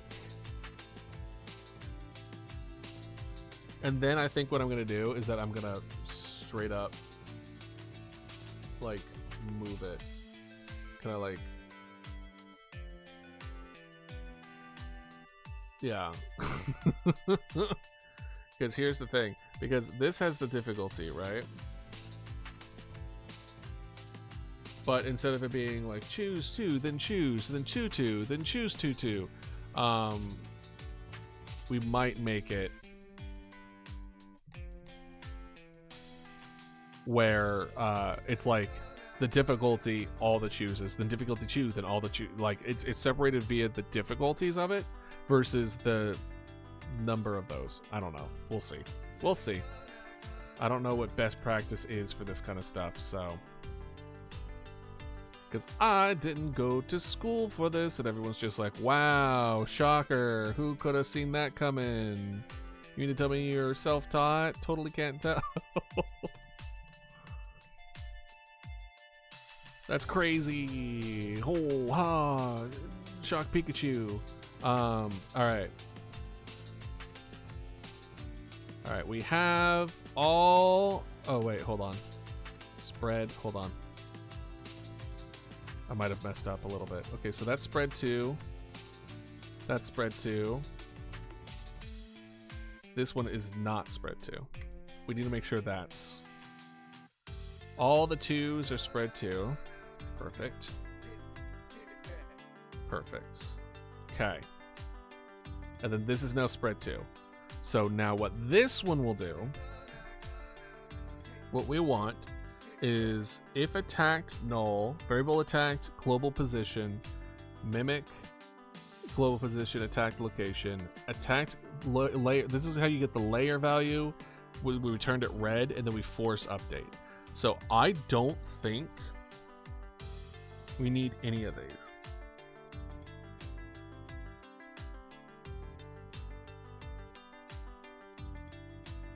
Attacked. Because that's all that, right? Mimic global location equals attacked location.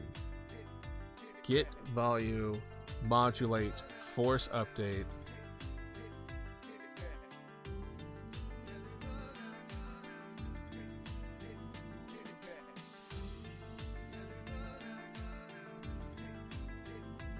Let's make sure that I didn't mess it up by deleting what I deleted before. Let's make sure.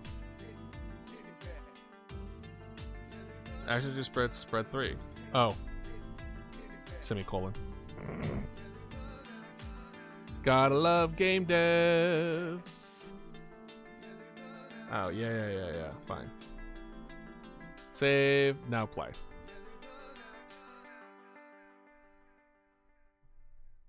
Okay, good. Okay. Now.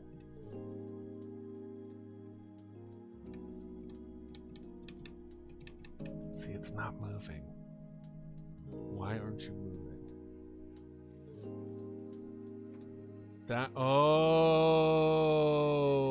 this is just detection. This isn't the actual movement. Uh-oh. Uh-oh. Uh-oh.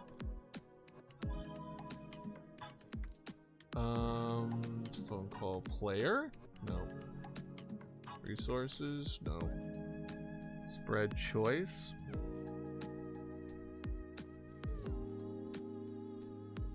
That's different. That's fine.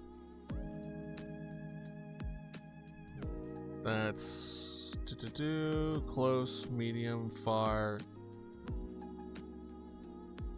Where is our movement? Action button. Audio manager. Nope.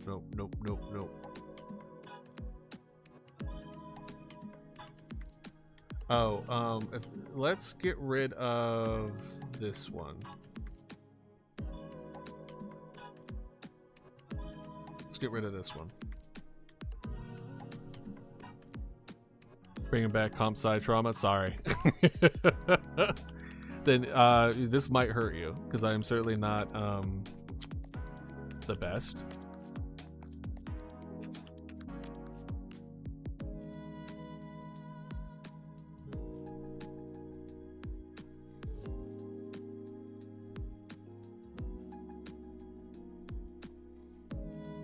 What did I delete? Hold on.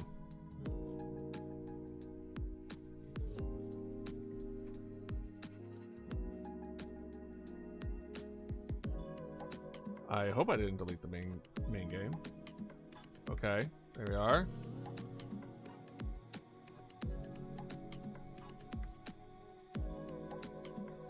Okay. I don't know why I did that.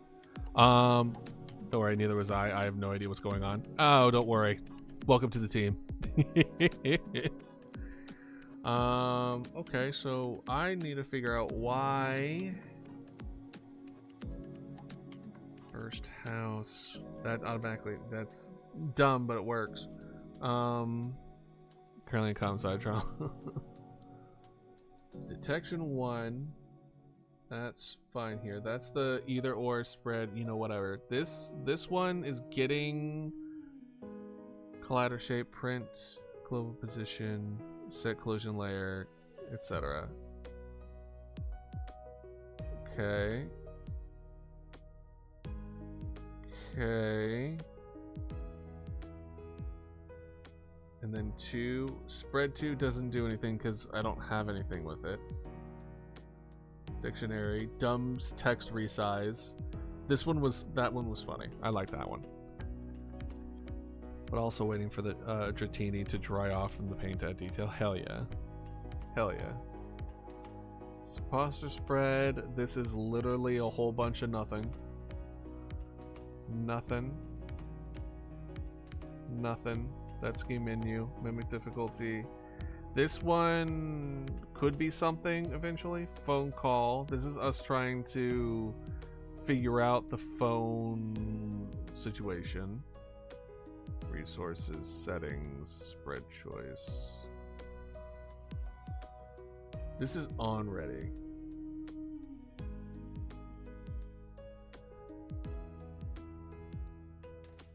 When it's spread, then you close as value.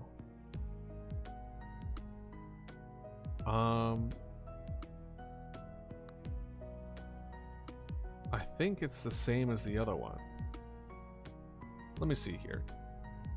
Do I just have this over there? Set close, whatever.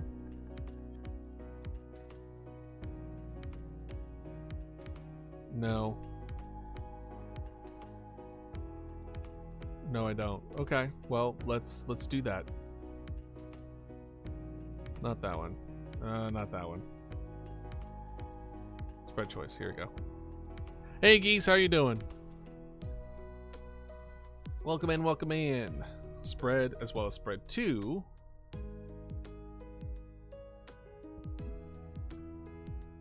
We'll do funk. Choose 2. Choose and choose 2. There we go. Same dealio. Maybe that worked? Doubt it, but... Bored, I did all the basic web projects that was suggested, now I feel empty. Do your own little project. This one seems to be working just fine. What is the difference between... Oh! It's not doing anything. Uh-oh. Oh wait, this is spread 3. That's spread 2. Hee hee ho ho. Boop boop boop boop. Boop. Is it not what spread 3 is? Hold up. Wait a minute.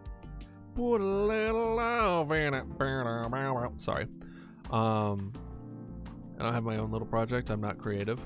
Don't give me that. I believe in you. How about this? If you have difficulty coming up with your own ideas, challenge yourself to try to make a game that you already know. Something small, something not crazy, like the Pong stuff. Like Dragon suggested. I even learned Spring Boot. Ooh. But like the point here is finding like what you're comfortable with, and then do what is it? I think the rule is 15%. You want to work with something that is 15% new. So 85% what you're used to doing, something that you're comfortable with doing, and then 15% pushing yourself. I think that's the sweet spot that I've been told before. Lock Blast this week with my friends this week, so we'll be presenting on Friday. Hell yeah. So like find something that's like mostly what you've done before, but then just add a little bit extra oomph to it. Try that. We did the Game Maker last week and submitted a short game where we're waiting on results on this Saturday. That's so cool. That's awesome, geese. That's spread 3.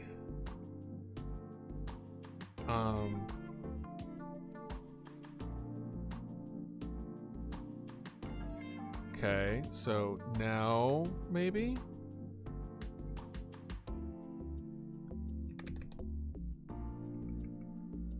Uh-oh.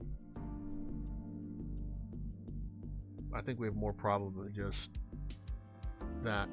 Let's go back to detection 1 real quick. We forget our baseline, haven't we? Oh. No.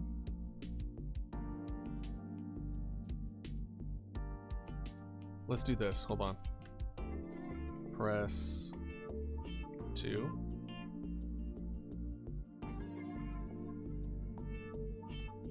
Function. Press 2. It seems like a lot of extra that I'm doing right now, but something tells me that maybe, just maybe, this is the problem. There you go. A game jam. It was fun. I didn't do much though. So you did something. Only semi-successful game jam was 4-hour one. All right, let's see. It's not going. This one works. Inner works. What is doing the inner? Inner is location check.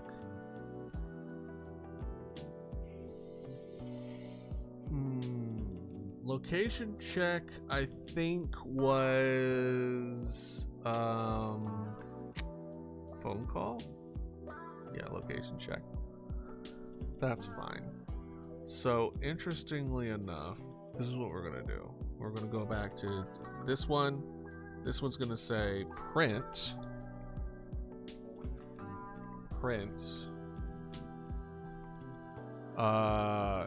Control.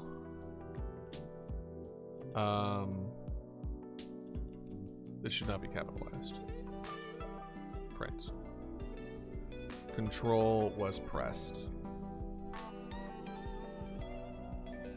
See if that even goes through. Small dark game for the Delta, an explosion effect every time it hit the board. That is pretty fun. See, it's not reading it. Uh-oh. Uh-oh. That's a problem. Spread 3. It's not even reading the input. Okay. Maybe I got a little ahead of myself here. As far as I'm aware, this should be all good to go. I'm still working on it since other members wanted to continue. Our idea was basically a time traveler going through different eras to give powers back. The combat will basically be like Undertale, but with a clock to be time related. That's pretty cool. I like that. Like the old NES games where moving side to side on the board, confirming makes it go up, go down. See this here. Control physical left or control Unicode. Okay, so this is fine. This said spread 3, control was pressed. Process delta here, where it's exactly the same as the other one, except now its control is pressed, but this one isn't going. Why?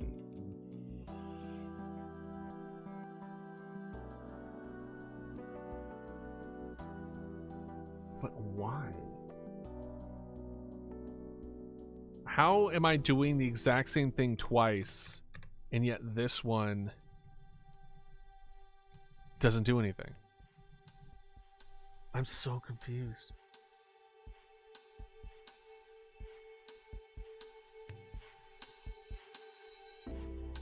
I'm so confused. Wait a minute. I have an idea. It just dawned on me.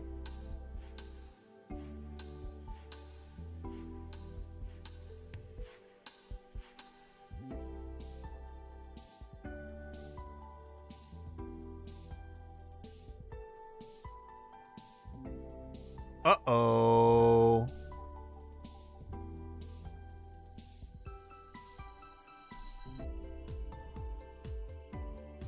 Why am I not seeing my viewport? Haha, you Well, something happened. Open recent. Viewport? I do have a lot of tabs. You mean these tabs up here? You haven't even seen a half of it. You should see my Excel sheets.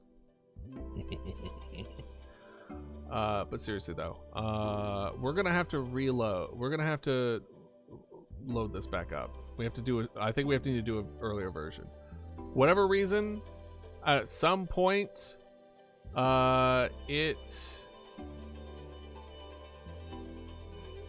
viewport. Our viewpoint is gone. Our viewpoint is gone. So I don't know. I'm in pain. If it just disappeared. What's weird is that this stuff is still here, which gives me the impression of, you know, this would not be here. This shouldn't be working. So what the hell did I delete? The ability to see it? Oh, here it is. Oh, thank God. We're fine. Thank frick. Everything's just like... Oh, wait, hold on. Nope. This is viewport, right?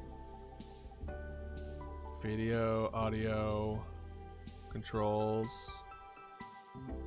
UI, settings. Oh no, this is main game. Yeah. Room, main camera, office. Yeah, something happened. Something happened to my viewport. Okay. All right. So we're going to go ahead and quit. And we don't save.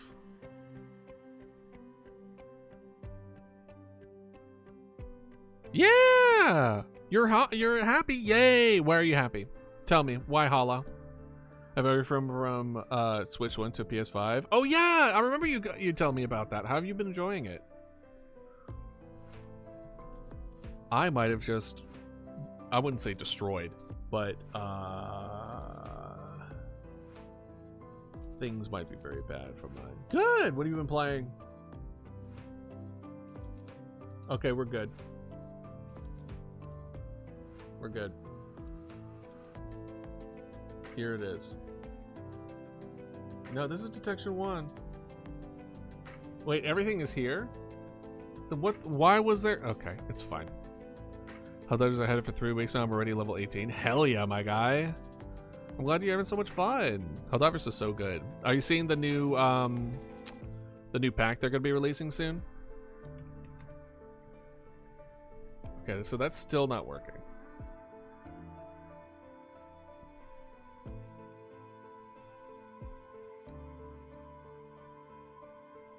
Mimic difficulty, phone call object. Maybe mimic failed. No, that's nothing. It's already out. Oh, hey Foxy. Yeah, I was like, oh yeah, you know, also the streamer. Has a stealth rework? Oh, what does the stealth rework do? Tell me about it. As I try to figure out my life.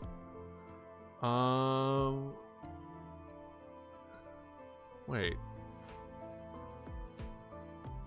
What's all this?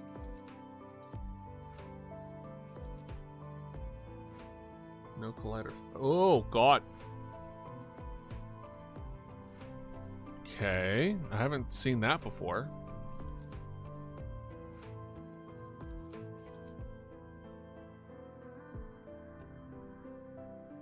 Okay.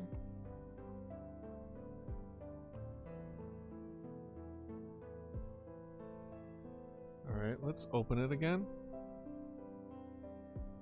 We might need a restart today. Okay. So we have that. So this one's all fine and dandy. Then I hit control. Uh-huh. Nothing happens. Weird. That was weird. Red missions moved by a bunch of guns and added new commando missions where you go behind enemy lines with only 1 minute to get your gear before your super destroyer leaves. Oh wow, that's actually a lot. Is that worth doing, considering like most of the reasons why I do missions is to get resources to upgrade stuff? Is there like resources everywhere? The highest difficulties, 1 flare can spawn 4 dropships and spawn a bunch of hulks. Damn, yeah.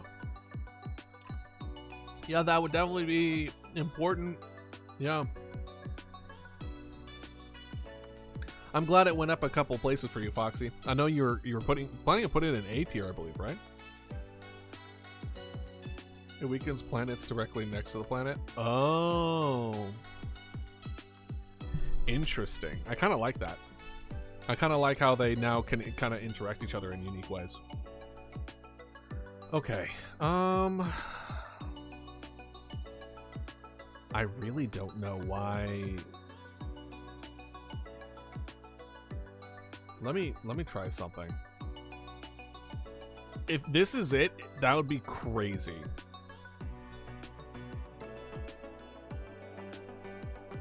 Any other shift? Okay.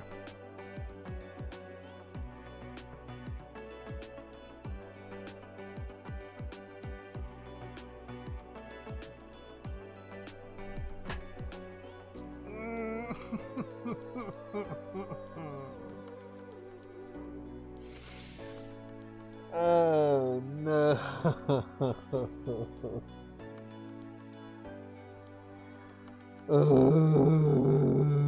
Hey guys. My left control button is not working. That's why it wasn't working. The button on my keyboard wasn't working. No, it's there. I thought it was working. I switched from control to shift and it's working fine now.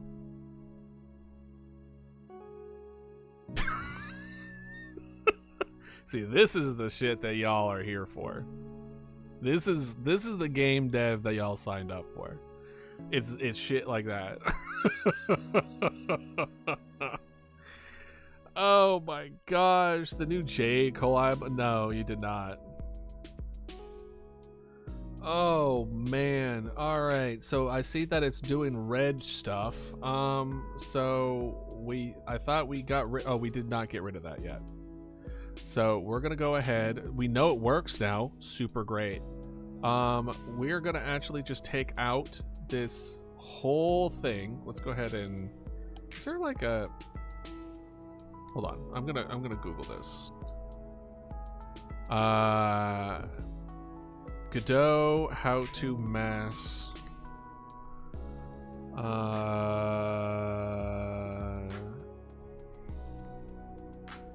Pound sign.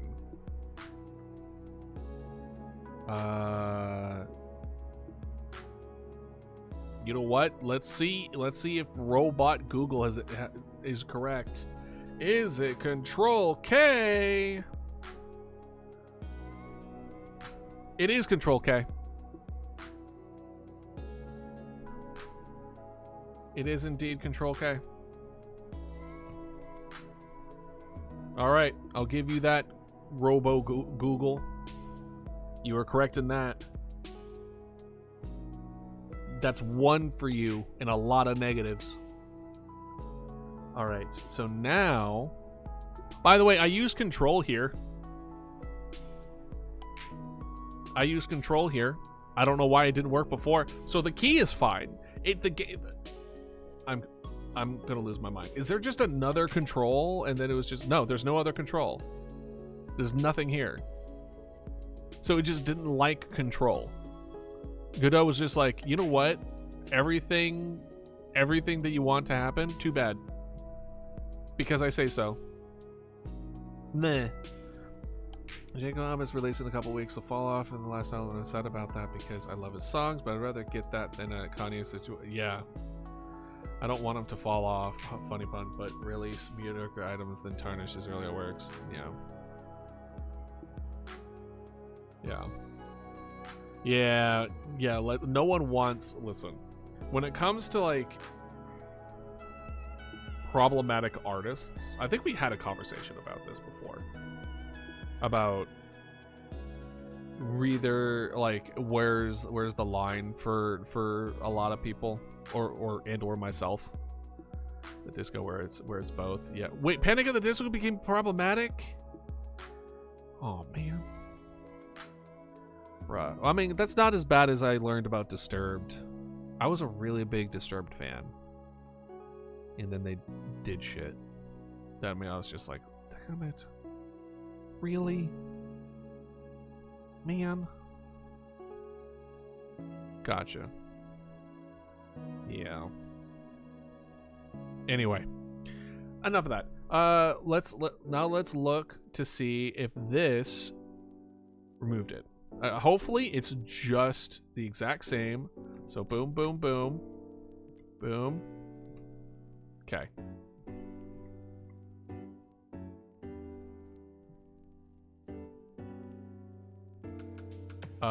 Boom.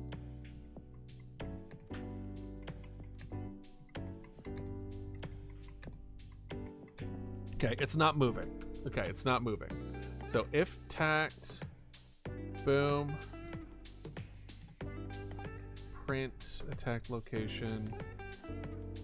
Okay, this is the part that we need to switch. And then return true, else return false. Okay, now let's save, return.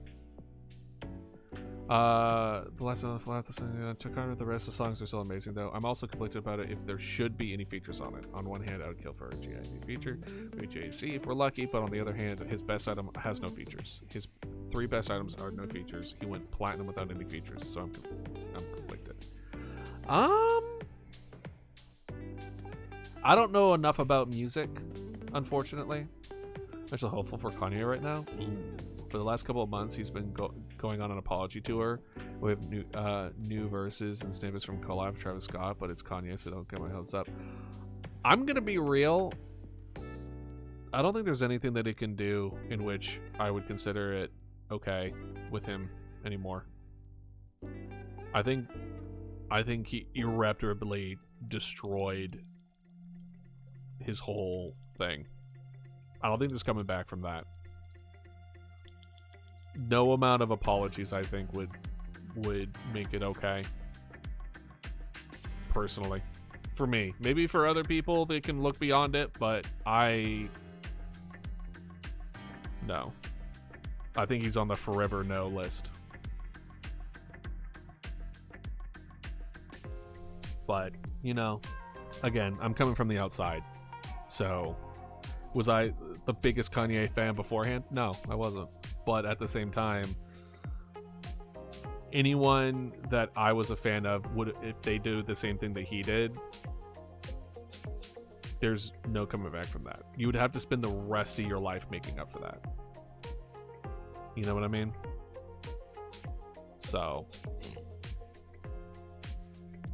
let's see here. Space, and then, oh, sticky keys. No wonder I didn't do shift.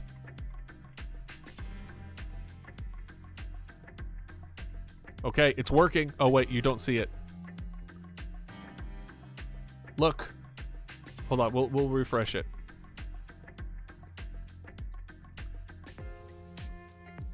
So, this is the normal. You see how it's turning red, and so it's not going back?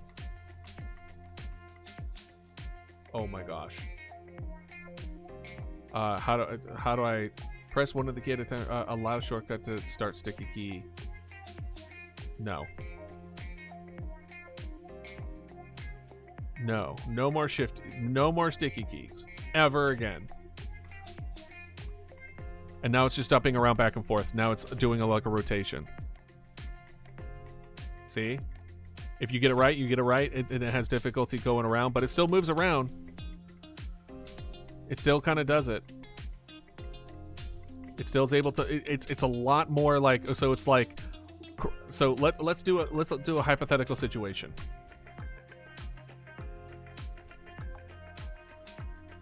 Correct, wrong, correct, wrong, wrong. Now things are starting to ramp up. You're not able to get it all anymore. Wrong, correct, and then it's just skip around. Boom, boom, boom, boom. Perfect. Okay, we did it. Let's see here. About this shit. I'm actually. No, yeah. I miss Kanye, not Ye.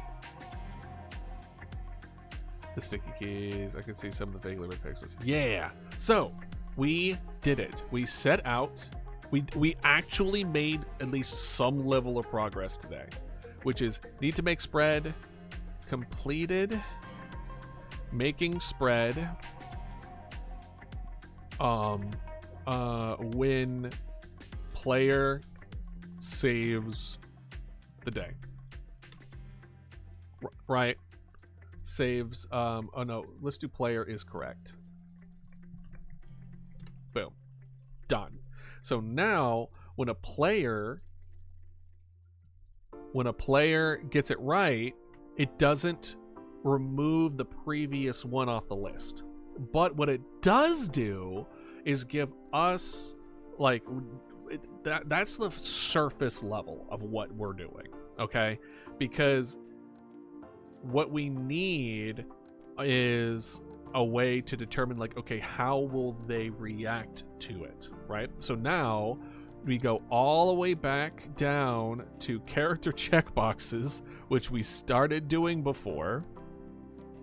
Wouldn't it be funny whenever you hit the page up key on a keyboard, you get like 10 times the mimic response? Well, we talked about potential Easter eggs. Baba Dodo Squeaky Rubber Duck, 100% we're adding that. Have interaction with Dodo plushie in game where multiple clicks changes their outfit. Doing a ritual with the Dodo will win the game in a funny way, secret ending. Water dropping noises from a lemon. I don't know what y'all were all about a lemon one time. I don't know what that was about. Finding a secret in the demo unlocks Mama Dodo costume, perhaps Duckland. Oh, we were talking about like the name of what Mama Dodo, like, I don't even remember. We were talking about like an April Fool's Day one where we would have an update for April Fools where suddenly everything is ducks and the mimics look like Mama Dodo ducks. The one that was on your computer the whole time was a mimic all along. One of the mimics that does so poorly is from a voice from the demo. Oh yeah, that one, that is an Easter egg. So, the first I'm planning. Actually, listen, mimic all along, right? Actually, that'd be a really cool VTuber model. Like a the VTuber is a mimic. That'd be kind of neat. Just saying, there is a market out there for more horror VTubers. That'd be kind of cool. Just saying. I'm going down a paleomancy route. I'm not going down the mimic route. But, oh, you guys want to know something neat? I didn't know this until relatively recently. Infection Mama Dodo is just like,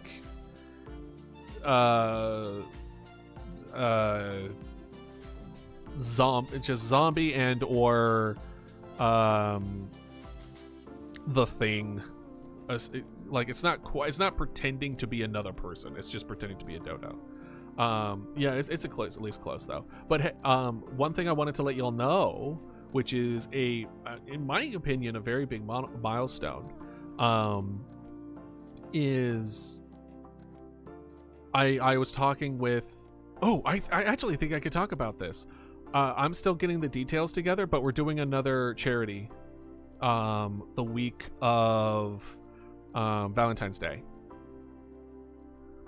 So that's happening, and the details still haven't gotten out yet as far as which charity it's gonna be, but they're talking about charities that help people get gender affirming care where they locally cannot.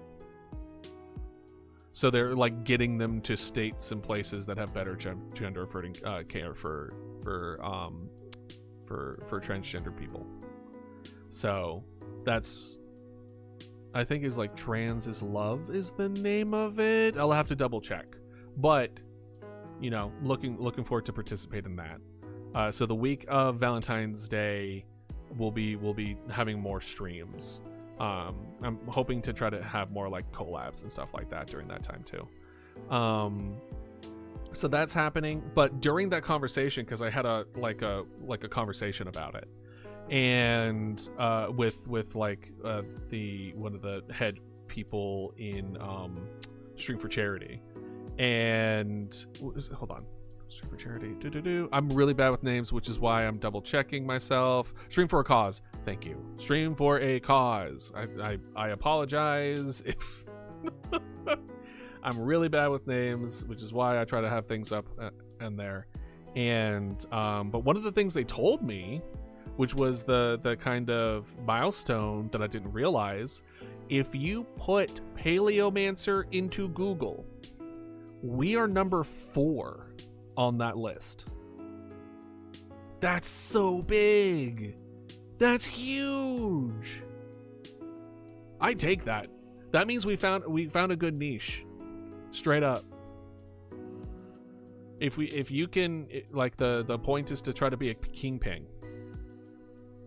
A Paleomancer is a necromancer that brings back prehistoric creatures, which is why it's like, it's dodo themed. It's why it's there's a dinosaur theme going on.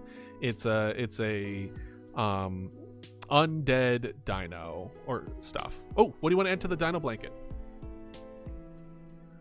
A dinosaur loving necromancer. Amen. Dino blanket. What do you want to add? You bought it twice? I only see one redeem.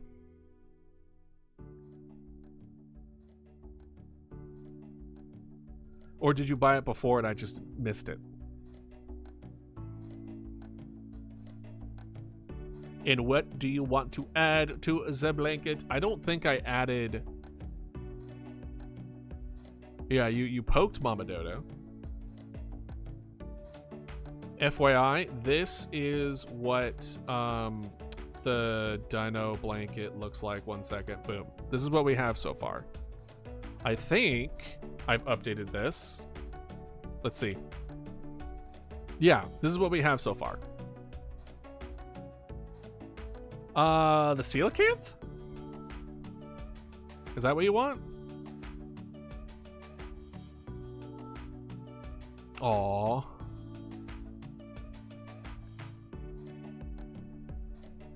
Is the coelacanth the one you're talking about? Because technically there's a handful of one. Oh wait, 600 million. Horseshoe crab?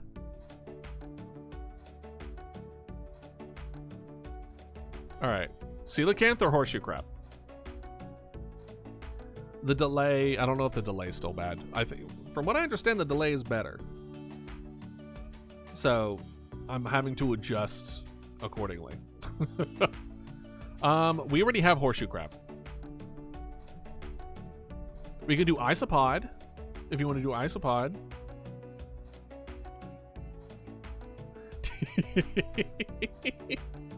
Listen, you're free to just Google prehistoric whatevers and then get back to me. You can be whatever you want. As long as... Add another one. You know what? For you, Foxy? Yeah. A second horseshoe crab. You got it.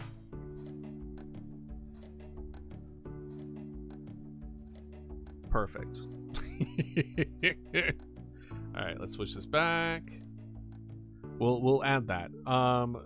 We'll probably, well, we might be able to work on that this Sunday. We'll see. Add fishing minigame. That would be funny for the. Oh, right. The what was the other thing I was going to mention? It was, we were talking about the charity. We were Paleomancer. I don't remember. I've lost it. Yeah, the fishing mini game, because every good game needs to have fishing, because that's really funny. Especially if you're just waiting between calls, that'd be pretty funny. It would also be really funny if we made like a really good fishing mini game. Like, you know those games where it's like, oh cool, here's a card game. Here's a card game to play with. And then it ends up being the card game is just like huge, like The Witcher is. It's like, oh yeah, no, I only play The Witcher to get all the cards.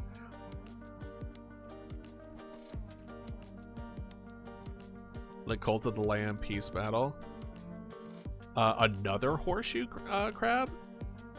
If you redeem one more time, I will. Because so far, I only saw you poking Mama Dodo and then redeeming a blanket. So you need to redeem a blanket a second time. And then I'll add another horseshoe crab. But I will only stand this bit for so long. I'll be damned if you make another horseshoe. I'm just kidding. Y'all can do whatever the hell you want. Not really, but like within reason.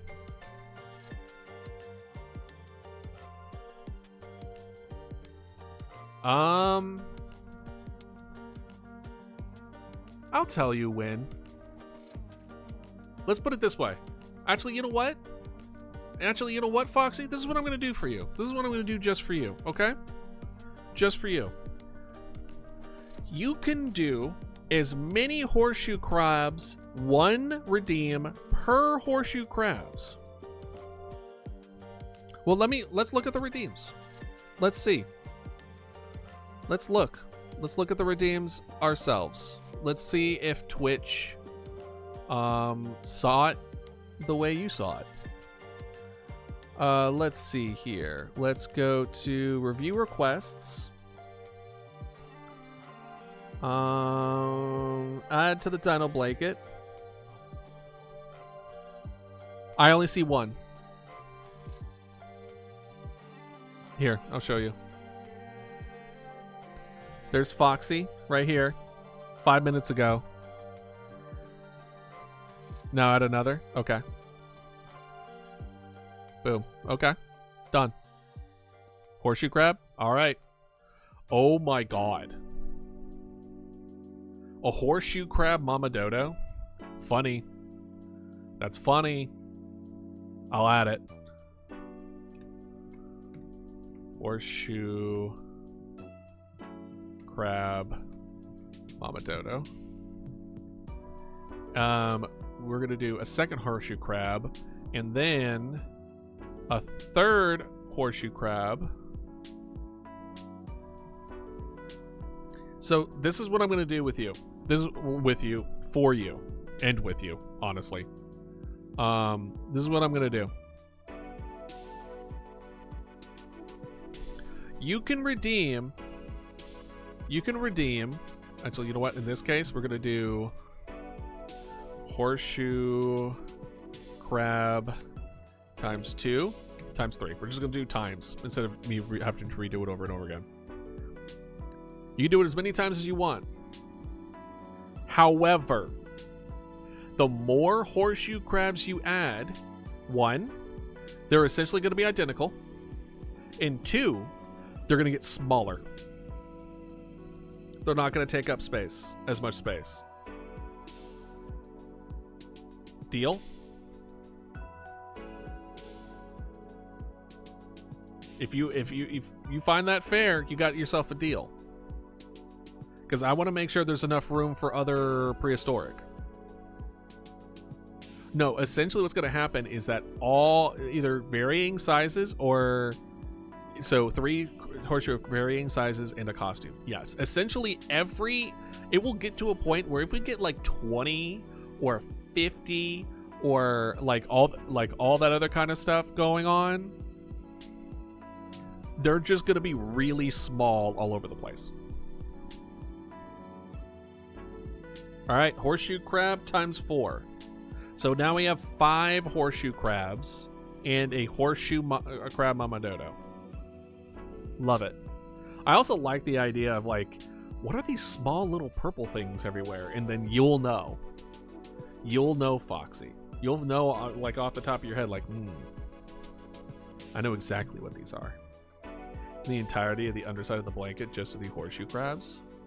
From what I understand, I don't think I could print both sides. I think only one side I can print. We'll see once I print out the first dino blanket and get that out to y'all. Can we get a molecule-sized horseshoe crab? Well, you would have to keep on knocking them out if you want that. It would be really funny if I just made them like a pixel big. What are these purple little dots everywhere? It's like, they're horseshoe crabs. To be fair, a horseshoe crab, a pixel horseshoe crab, probably I would be able to do it in like 15 pixels, probably. And another one, you got it. Okay. Another one. Another one. All right. How about this, Foxy?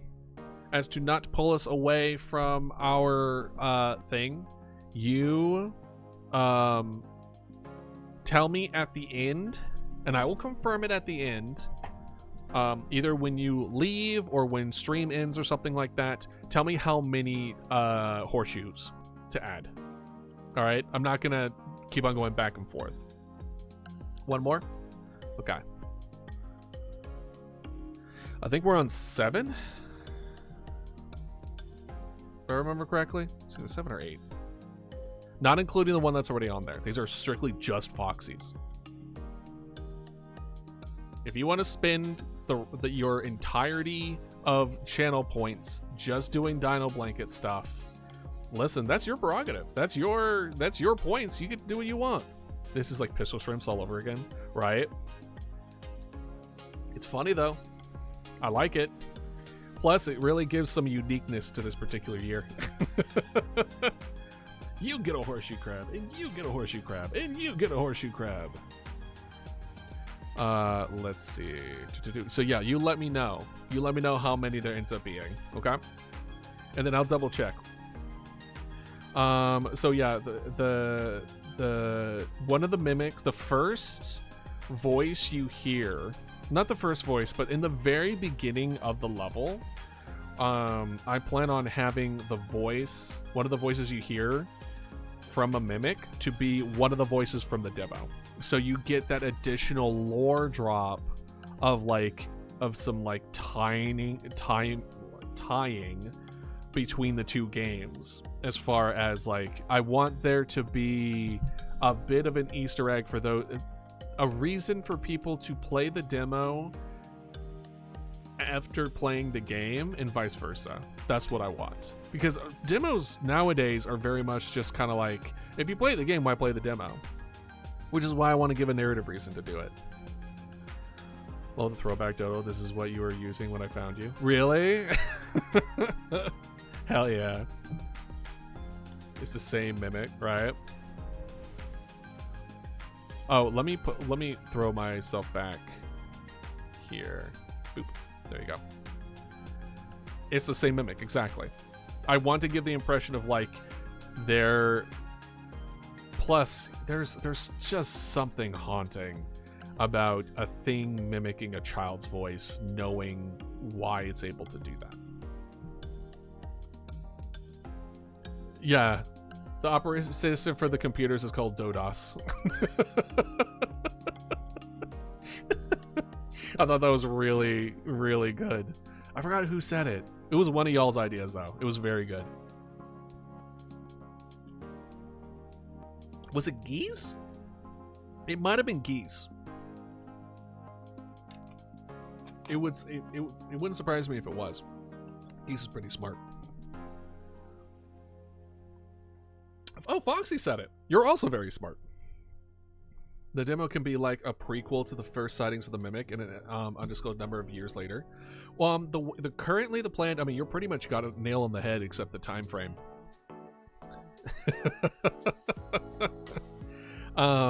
Basically, The prequel is the main character leaving the almost like the camp, like a town that was just a couple houses and a campsite, right? And they're just leaving that hospital to go back home, and then they get attacked. So it's literally a prequel to the main game, except it's at a much smaller scale. And then when the game ends, you see that they're heading towards the bigger city, aka the main game. Right? It makes me say duck instead of fuck. I mean, that's everyone's autocorrect. They're like, you don't want to curse. That's probably your boss. And it's like, well, you're not wrong, but I still want to curse. Oh gosh, no one else, just me. I've had a couple bosses, I'll tell you that much. But yeah, no, the Easter egg one. So we can add more Easter egg stuff, like small stuff, at a later date. But my goal, granted, it's not gonna happen. It's not gonna happen. What was my goal again? It was, I really just needed the right click. Development roadmap. Yeah.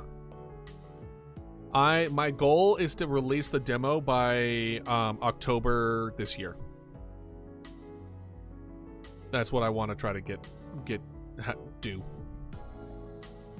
Is get the demo out by October. And then we release it in March of the following year. Because I did a short a while back, and y'all can answer this now if you have a different answer. But I asked as far as how long does a demo need to be before the game for it to feel good? Because if I give you a demo now and then the game isn't out for 2 years later, that seems a bit much. But if I give you a demo now and the game's out tomorrow, why would you play the demo? I would just wait for the game. Unless you want to test out in order to see if it's worth the money, but... So, and the answer was about 6 months. It was like 3 to 6 months is the sweet spot. It's not happening by October at this rate. Yeah, probably not. Probably not. We would really have to step it up. Which we might. One of the things I was honestly thinking of last night was like, well, maybe instead of trying to do things behind the scenes and surprise y'all and all of the kind of stuff, maybe I really should just start like streaming more where we're just working on the videos and we're working on the interactions. We're just doing it in real time on stream and then show you the nitty gritty, because that's kind of what I've been preaching this whole time. And I try to show everything in the background, but then I try to do things solo. Maybe, I don't know. I don't know, man. Maybe it'll be a good push. Hard to say. One of the reasons why I didn't is because it would increase my workload. Because that's more things to edit. But I've now shifted the VODs in a way where it's like, doesn't really increase my workload a whole lot anymore. I'm not really sitting down and editing like every single video like I used to. And at least not in the same way. I'll be surprised if we get functioning gameplay October 20. Same. Honestly, same. Because we're on phone system here. But we've done the imposter spread, situation archive, we added that. Resource system, we haven't added the resource system yet. We're doing the phone system, then the resource system, NPCs leaving, then the scripts, then the audio, then the sound effects, etc. To be honest, we don't have too much left to do, at least on the core aspect of things. It's literally just the scripts, or like finishing the coding aspects as far as the phone system, adding the resource system for the emergency vehicles, and then after that it's just script writing and then adding the voices and stuff. Like beyond that, that's pretty much it. And then the art. It's not crazy much left. It's enough where it's still a lot, but we've done a lot of the hard work already. Imposter spread, I think, was the biggest hurdle, personally.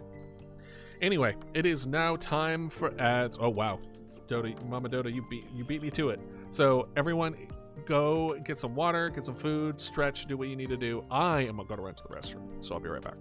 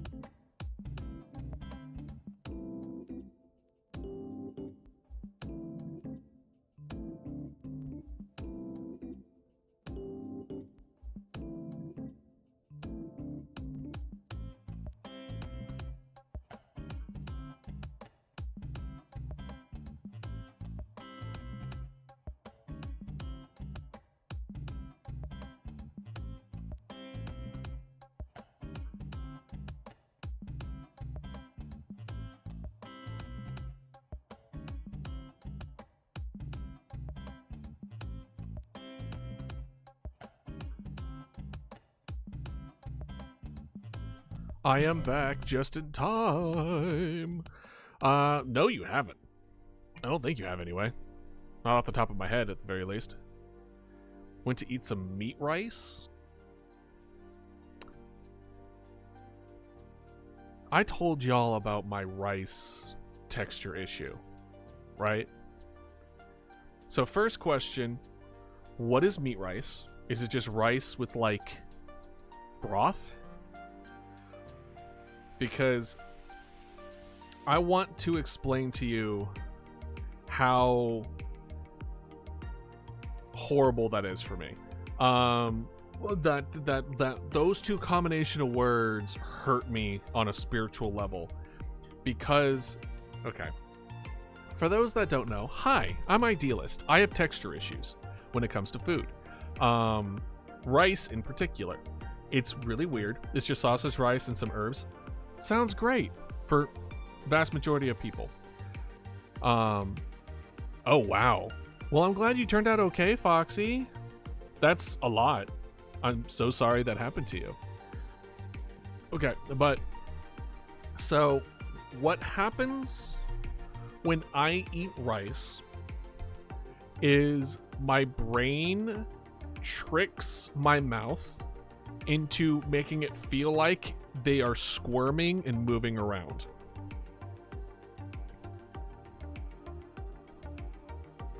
That's what happens when I eat rice. And so I think what my brain does is that it tricks my brain into thinking it's maggots. So you said meat rice. My brain is just like, hey, exactly. They're living rice in your mouth. And I hate that.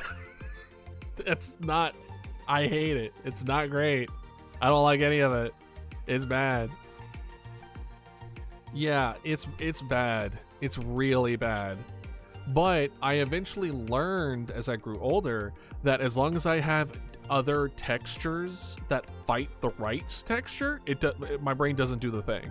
It's only when there's a lot of rice, or there's like I guess there's a ratio somewhere in there. So a lot of sushi I can't eat because I tried it. I really did. I tried it and I took a big bite of it, and then I was like, oh, my whole mouth is moving. Everything in my mouth is moving. Okay, that's not a great experience. So it tastes okay. It tastes fine, but it's just a very unpleasant experience. Get me started on how ant eggs look way similar to rice. Essentially, yeah. I think it's something similar to that. It's just it's whatever, something. I don't know what happened. I don't know what happened to me. I don't know what I put in my mouth when I was a kid or something, but it's not great. Why was E in the only letter present? Because everyone else was. What? I don't even get that joke.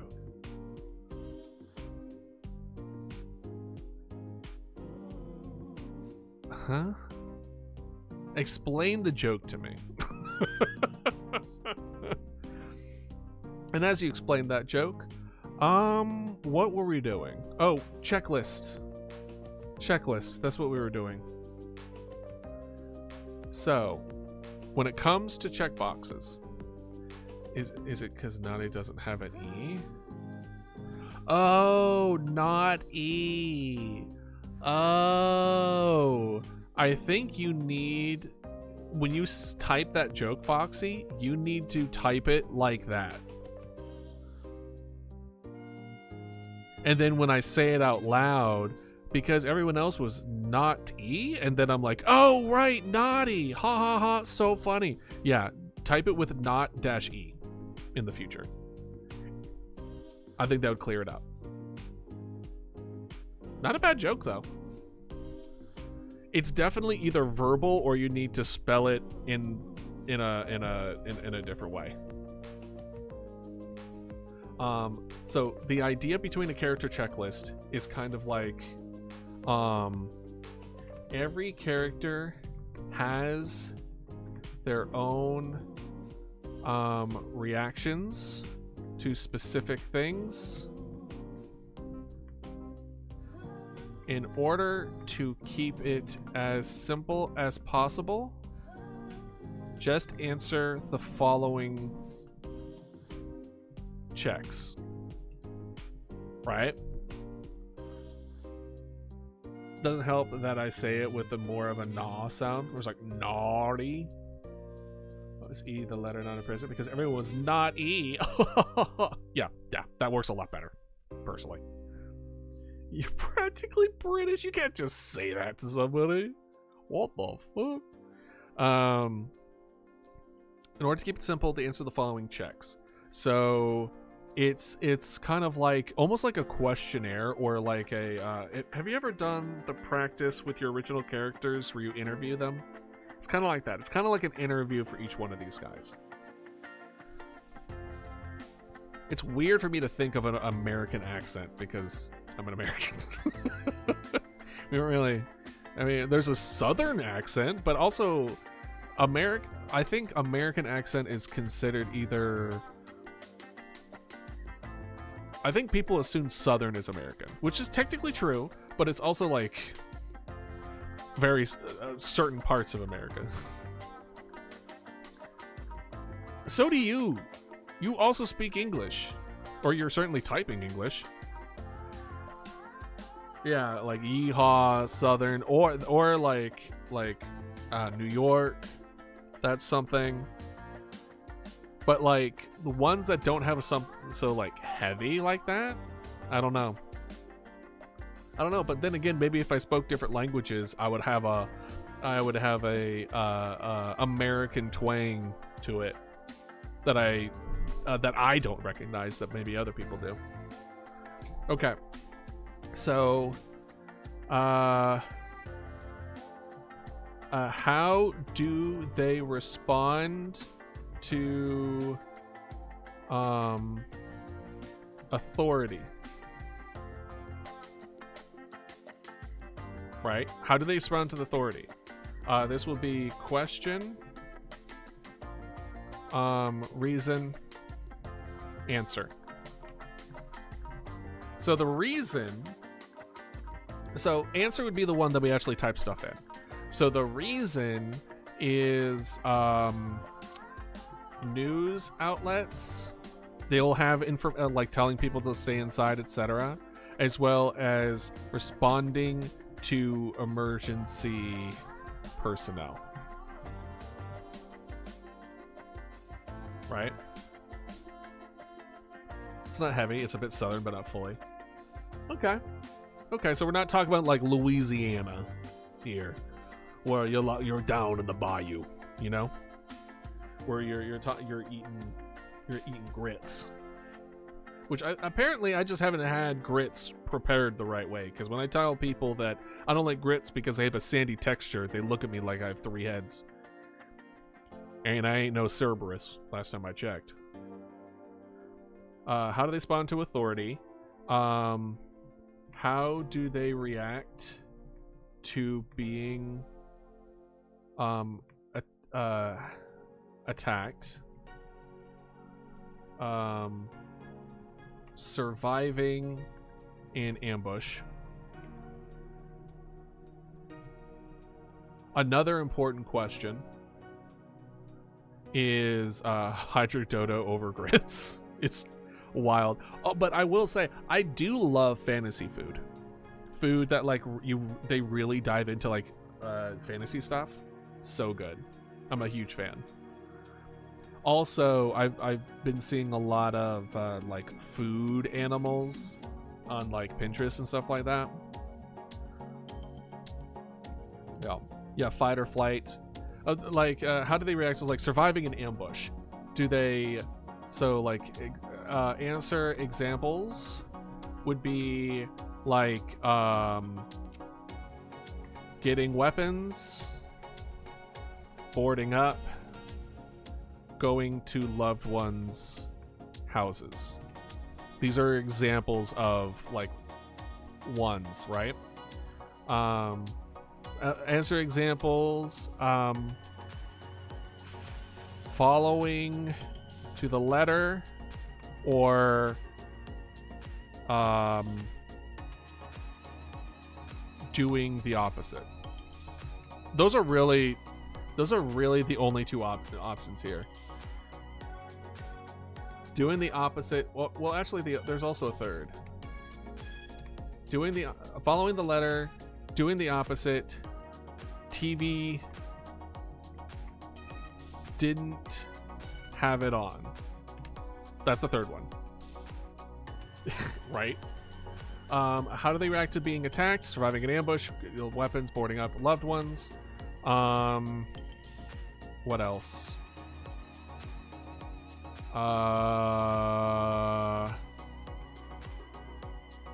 Do they have loved ones nearby? Mimic can take over, can trick people into opening the door. So it's like friendly neighbor,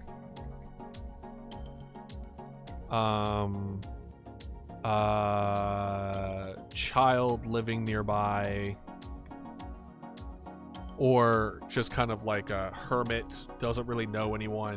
Like, these things matter because it's like, cool, we're building relationships between people. So we can use the example of like house, let's say in this rich neighborhood, for example, there's this old neighborhood. So the way that this is broken down, by the way, left side here is old houses. These are people who tend to be on the average higher age.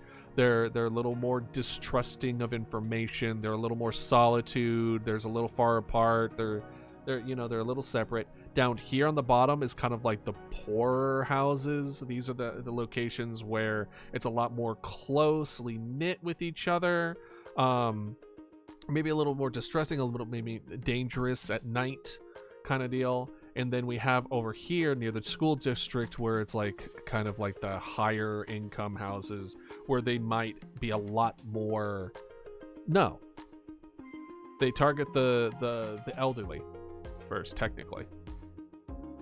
And these aren't like set in stone. I probably will mix and match, but when I was making the map, I was kind of like having, or it's just like, okay, we have these variations of different spread in locations and distances where usually the poorer locations tend to be a lot more like fit a lot more in a small amount of space.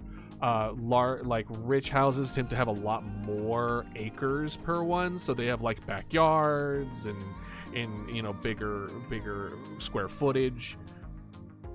Yeah, and so, but they're like much more likely to be close knit with each other versus like in the poor section. Granted, this might be my own biases. I might be completely wrong on this. But the point is that you like over here, it's much more likely that it's like, okay, cool. Let's say house number 3, their kids, they know and are friends with the houses number 2, and then they get a knock on their door saying, hey, like there's something wrong, I can't find my kids. They're gonna open the door. They're not gonna call 911, right? They're just gonna open the door and be like, oh my god, I know those kids, I know them, let's just open the door, they might be okay. And then they open the door and then they die, right?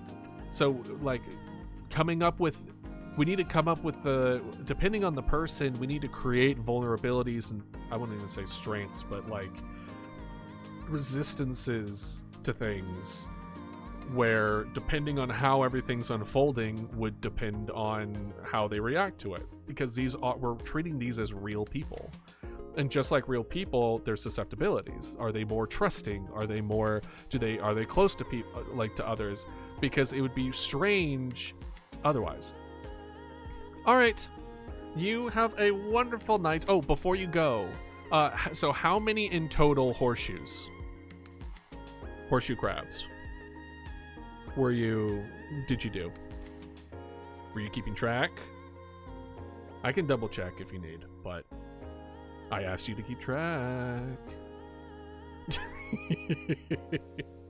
Or maybe you're already gone. Either or, that's fine. If the case. I think it was 7. I think it might have been 8. Was it 9? All right, we'll do 9 and then I'll double check you. Wait, do I still have it up? Let's see. Let's see if I still have it up. I think I can pull it up though. All right, let's see here.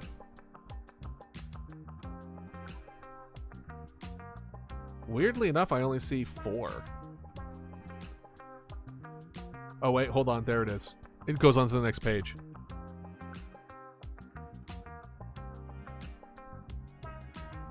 Nine I counted. 1, 2, 3, 4, 5, 6, 7, 8, 9. Yeah, 9. Make it 11. Why did you only redeemed 1? Why did it go from 9 to 11? What do you mean? 1, 2, 3, 4, 5, 6, 7, 8, 9. Dragon is 10. So there should be 10. If it was 9 and you redeemed it once, then it's 10. You redeemed Dino Blanket costume, not add to Dino Blanket. Oh gosh, hold on. I'm changing adding to Dino Blanket to I'm not doing 250. Sorry. The cost, only the costume should be 200 to reflect that. We'll do 300. We'll do 300 instead of 200. I'm gonna make you pay for those horseshoes. I'm not making it once per stream. I'm not doing that. That's such a minute little thing.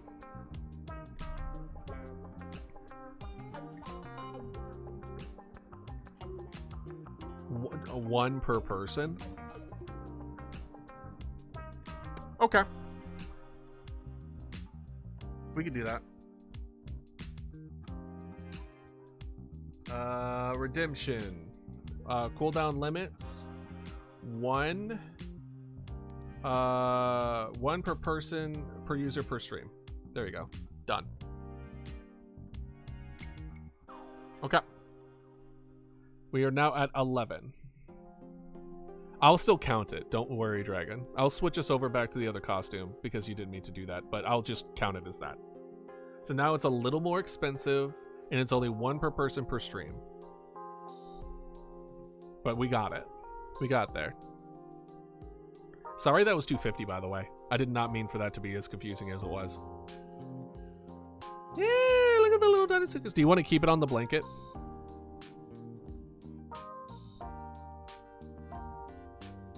Or do you want to switch back to Colt? The winter Colt. Okay. We'll keep it with the donut blanket. Alright. Well, that's 12. If you want to add more,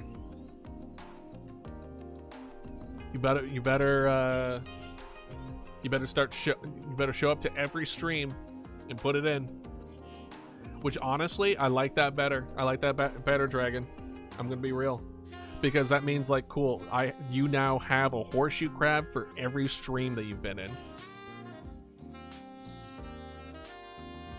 Minus, or with an addition of 11 more, but you know, who's counting?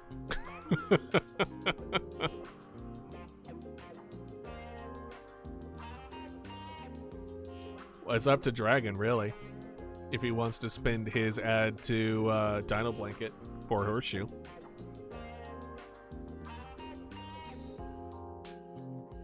$9K? What are you saving up for? I already redeemed 2 or 3 depending on the account. That's true. Dragon really did help you out a bit already. Yeah, he did 3. 3?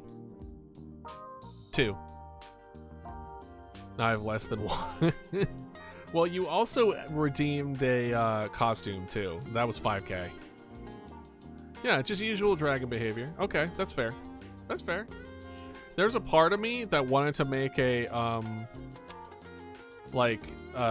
top person for channel points, where it's like the most the more of the channel points you hoard, the higher up you are on that list.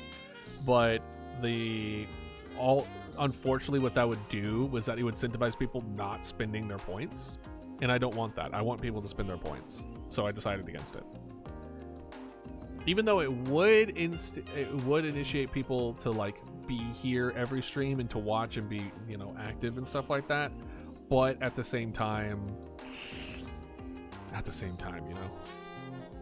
Recording. His name is Dragon. Next he's gonna capture a princess. You would never do that, would you, Dragon? Would you capture a princess? Out on the tallest tower?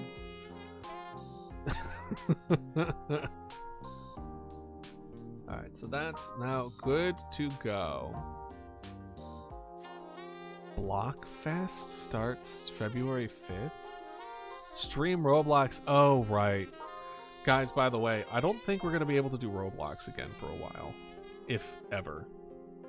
Because of the whole children thing. And the whole CP thing. Y'all know what I'm talking about? Yeah.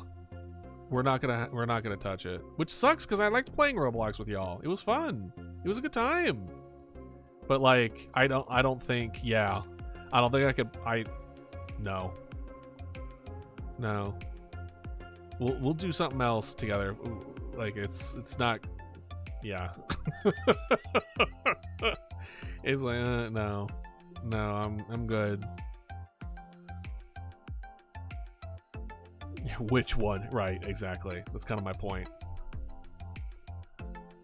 Oh man. All right, let's switch back. Let's switch gears. Go back to the checklist. Okay, what other checklist can we think? So, do they respond to authority? How do they react to being attacked? Do they have loved ones nearby? What will they do when they survive or when they are the last? How will they react, or what will they say when they are last? Specifically in the sense of like,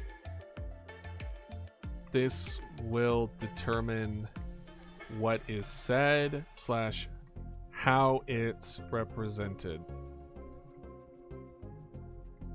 at the end of the game. Hey Dino, how are you doing? Hopefully you're doing well. We're making a character checklist for a game that we're making. I know that sounds riveting. How are you doing? Oh, at the top of my head, do the cults believe that mimics give them hope-filled death? They potentially could. As far as the sub-narrative of the cultist, it's just a dude sabotaging other people so he could live, and then they get in their own head about it. Unless we want to try like a full-blown cult. Thank you for the follow. Thank you. Wonderful having you in. Muchas gracias. That reminds me, I need to make my custom emote or alert stuff for that kind of stuff. Maybe that's something we can knock out on Sunday. We were talking about making new scenes and stuff anyway, so we might as well continue working on stuff, especially with the new emotes that we've made. It satisfies desires before taking the afterlife. Your name is fun to say. Can you what the mimic? No. You know, actually, you know what? In your own little OC world, fine, but you don't bring that here. You don't show it to class. I literally found you via an old clip of yours about killing a follower. Yeah, right, Dino. My God. We don't even know what they look like. Why in the world would you want to? Anyway, it's fine. It's not. But you know. But yeah, no. That short has been resurfacing. that short has been resurfacing because of the new DLC, and thank y'all for you know, showing your support with that. Very much so. Because you're interrupting my schedule. I didn't interrupt anything. Go to bed. Don't blame you being out of pocket for you not sleeping. I could just, you know what? We could, dude. But what's going on with you, my guy? Welcome in. Wonderful having you. Hey, Ludo. How you doing? You're trying to make the poke the Madodo thing happen. It's not gonna work. It's not gonna happen. It's 1 in 4. It's a shiny chance. Have a good one. Have a good nap. Time out Foxy for 30 minutes. I have to go. I was about to. I was about to, dude. I was like, I can make you go to bed, or at least not necessarily go to bed, but not stay here. We're in commission. Ooh, hopefully something good. We're working on our indie horror game. Oh, wait 1 second. I need to mute 1 second.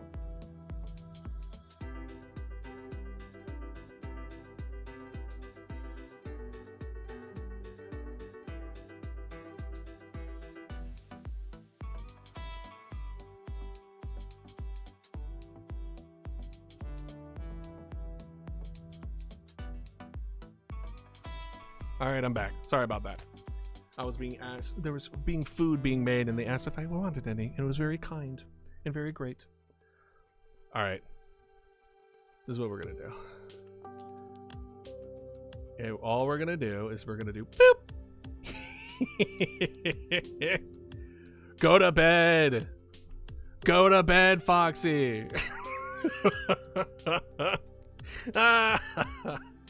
Go to bed. Now you gotta go to bed. Actually, knowing Foxy, oh, wait. All the messages were deleted? Oh, I didn't know it did that. Oops. My bad. I just wanted you to just go to bed.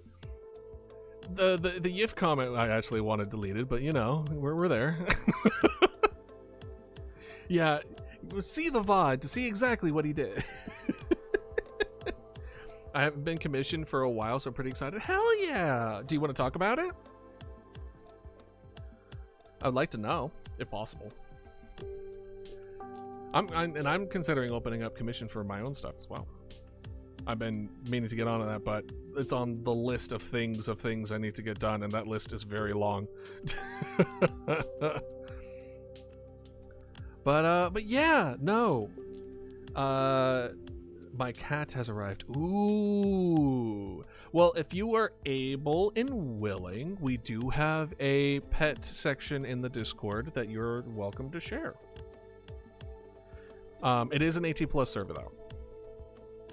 No, that this isn't this particular stream is not an 18+ stream, but the Discord is 18+. Not like safe for work 18+. Nothing weird. Nothing like what Foxy was talking about earlier.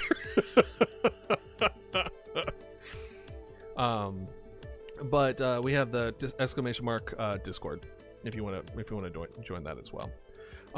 Because I like to see cat pics and dog pics and all the other pet pics. Oh my god, I'm legally an adult. Let's go! Yeah, it's a Ranger OC. I can share the work project in Discord if you want. Yeah! Yeah. If you don't mind, I would love to see it. Your art is great. You could drink! So, what's your favorite drink? You can get drunk. I wouldn't recommend it, but you could. See, I'm not much of a drinker, but though I like mixed drinks. And remember, drink only if it's legal for you, and even then with moderation, because people can get really crazy with it. Amaretto sour. Ooh, amaretto sour. Interesting. Yeah, but I like mixed drinks. So like a mojito or a margarita are pretty good. Are those mixed drinks? I think maybe not. No, I don't think about it. But like, not like beer. I'm not a beer or a wine guy. Yeah. Blue cocktails are good. Ooh, yeah. They are? Cider? So here's the problem with ciders. See, I like ciders more than beers. They're so sugary. They have way too much sugar. Like, it's like you get a head. When you get drunk off of a cider, you're gonna hurt the next day. Does milkshake count? Because I never drink anything heavy due to my mother being extremely religious. You can do so like an eggnog kind of deal. I have a couple of comms, so I have to lock in to get them done in time. But I'm having a lot of fun. Hell yeah, Ludo! I'm really excited for you. That's awesome.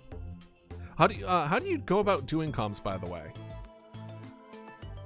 Because the only one that I really know as far as comm sites are like VGen, but maybe you do like Instagram messages or something to do that. Because I only know your Instagram, I believe. Depends on the type. Some absolutely. You don't have eggnog where you live. Gotcha. Then what kind of alcoholic milkshakes are you drinking? Because eggnog is the only one that I know that is like a milkshake equivalent to drinking. You know what I mean? But yeah, for me, it's mixed drinks. It's something that's sweet, but if it's not incredibly sugary. After like the second or third or fourth drink, I usually then do like a drink and then some water to kind of like offset and then I just don't have any hangover. I haven't drank anything alcoholic at all. Got you. Well, you're now, I'm assuming, legal and of age. Just be careful. If you're going to be doing it the first time, I highly recommend drinking with people that you trust, who are able to look out for you and your well-being. Never leave a drink uncovered. In any kind of space, pretty much. Period. Even if you think you trust people. Unfortunately. Especially in college. FYI, I became like I was an RA for like 3 years. So like, we've done this song and dance before with alcohol safety. Didn't have enough followers to get an invite on VGen, so I do it with Insta and professional PayPal. Hell yeah. Hell yeah, Ludo. That's awesome. Honestly. But yeah, no. Just know that it's not all cracked up to be. I think it's drastically overrated.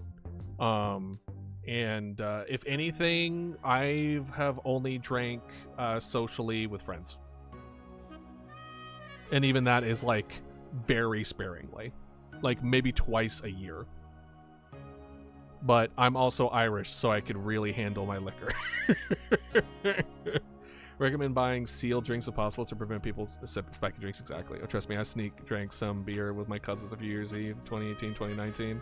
Yeah, my dad also gave me a sip when I was younger, but he knew what he was doing. It was like a Miller Lite. It was absolute piss water. It wasn't great.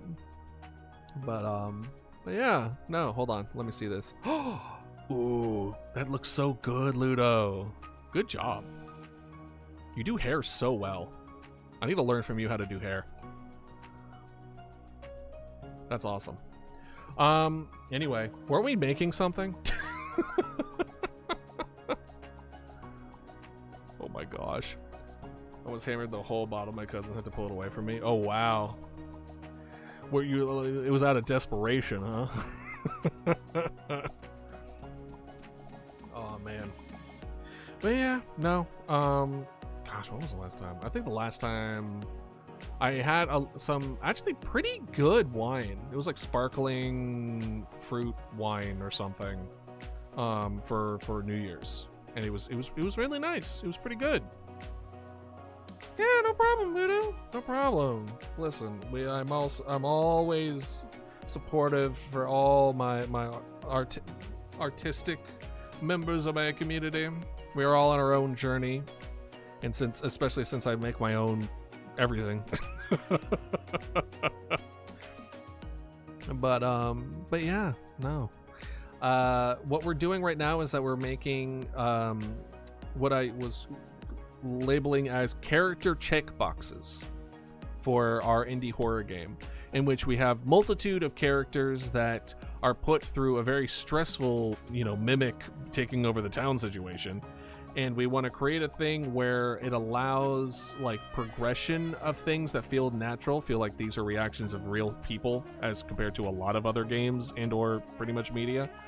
And without creating like a a tree of just planning for every single possible thing that could ever be done, and it would just take so much time and effort, and no one wants it, right? Unwillingly enough, it may have been because of me being young lad, but no hangover. Probably because you're a young lad. Yeah. As someone who is just a little bit older, just a touch older, just a little bit, you know, just a few years here and there. Don't count. It's you know, even nowadays, so as long as you properly hydrate, it's kind of whatever. The big one is the dehydration, and you know, alcoholic poisoning. But you know, hopefully you don't go too that far. Please take care of yourself. That's all I ask. I want y'all to live long, healthy lives, because the longer you live, the more money I get. Can you imagine? Can you imagine? Oh my god, a streamer's just like, we like big health here, mostly because then you'll sub longer.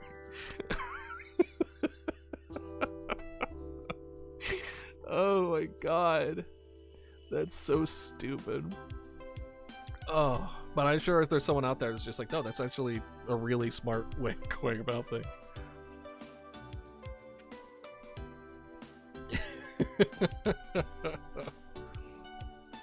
Be healthy, and that way you'll be a viewer longer, eternity viewer. Exactly. I learned how to do immortality so that people, but the only way for them to get it is if they continue subbing to me on twitch.tv/theidealist. As soon as you no longer sub, I take it away, and you disintegrate.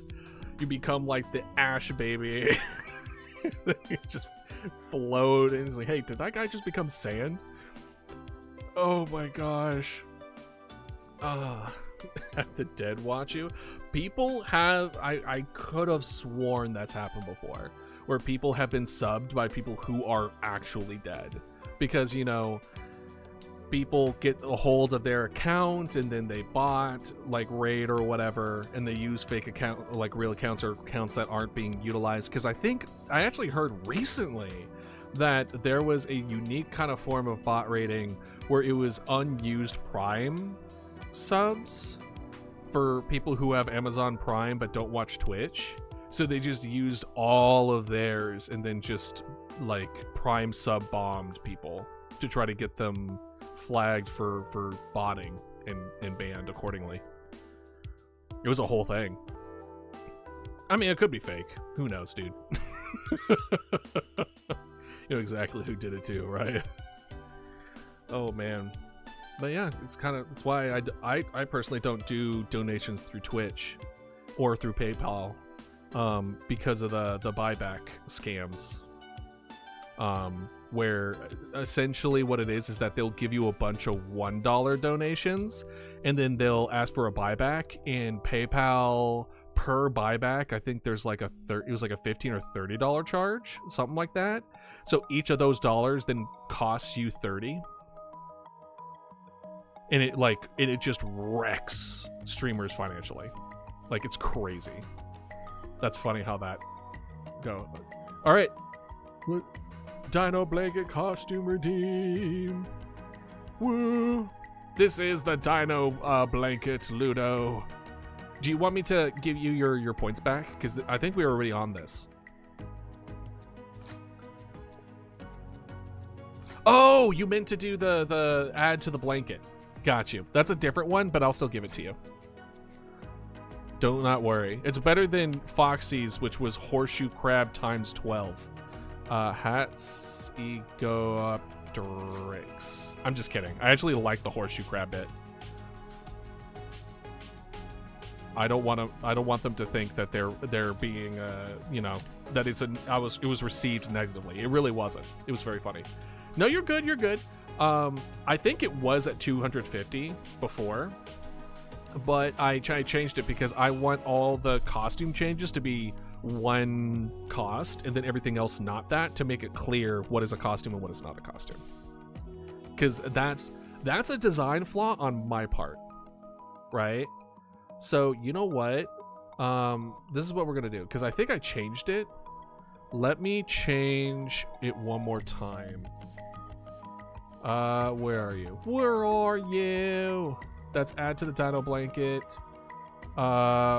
This is, instead of dino blanket redeem, this is just gonna be chill redeem. This is what it was before. Just Mama Dodo being warm and comfy in her dino blanket. There we go. Cancel, save. There we go. Now it's chill costume redeem. So now it's now it's more clear. Because I changed it from chill costume redeem to dino blanket redeem, so it's more obvious what it is. But that's now the second time today, after changing it today, that people did the mix up. So that's on me. Hey agent, how you doing? FYI, not real, not actual kid. It's been a hot minute. Played any cleaning games lately?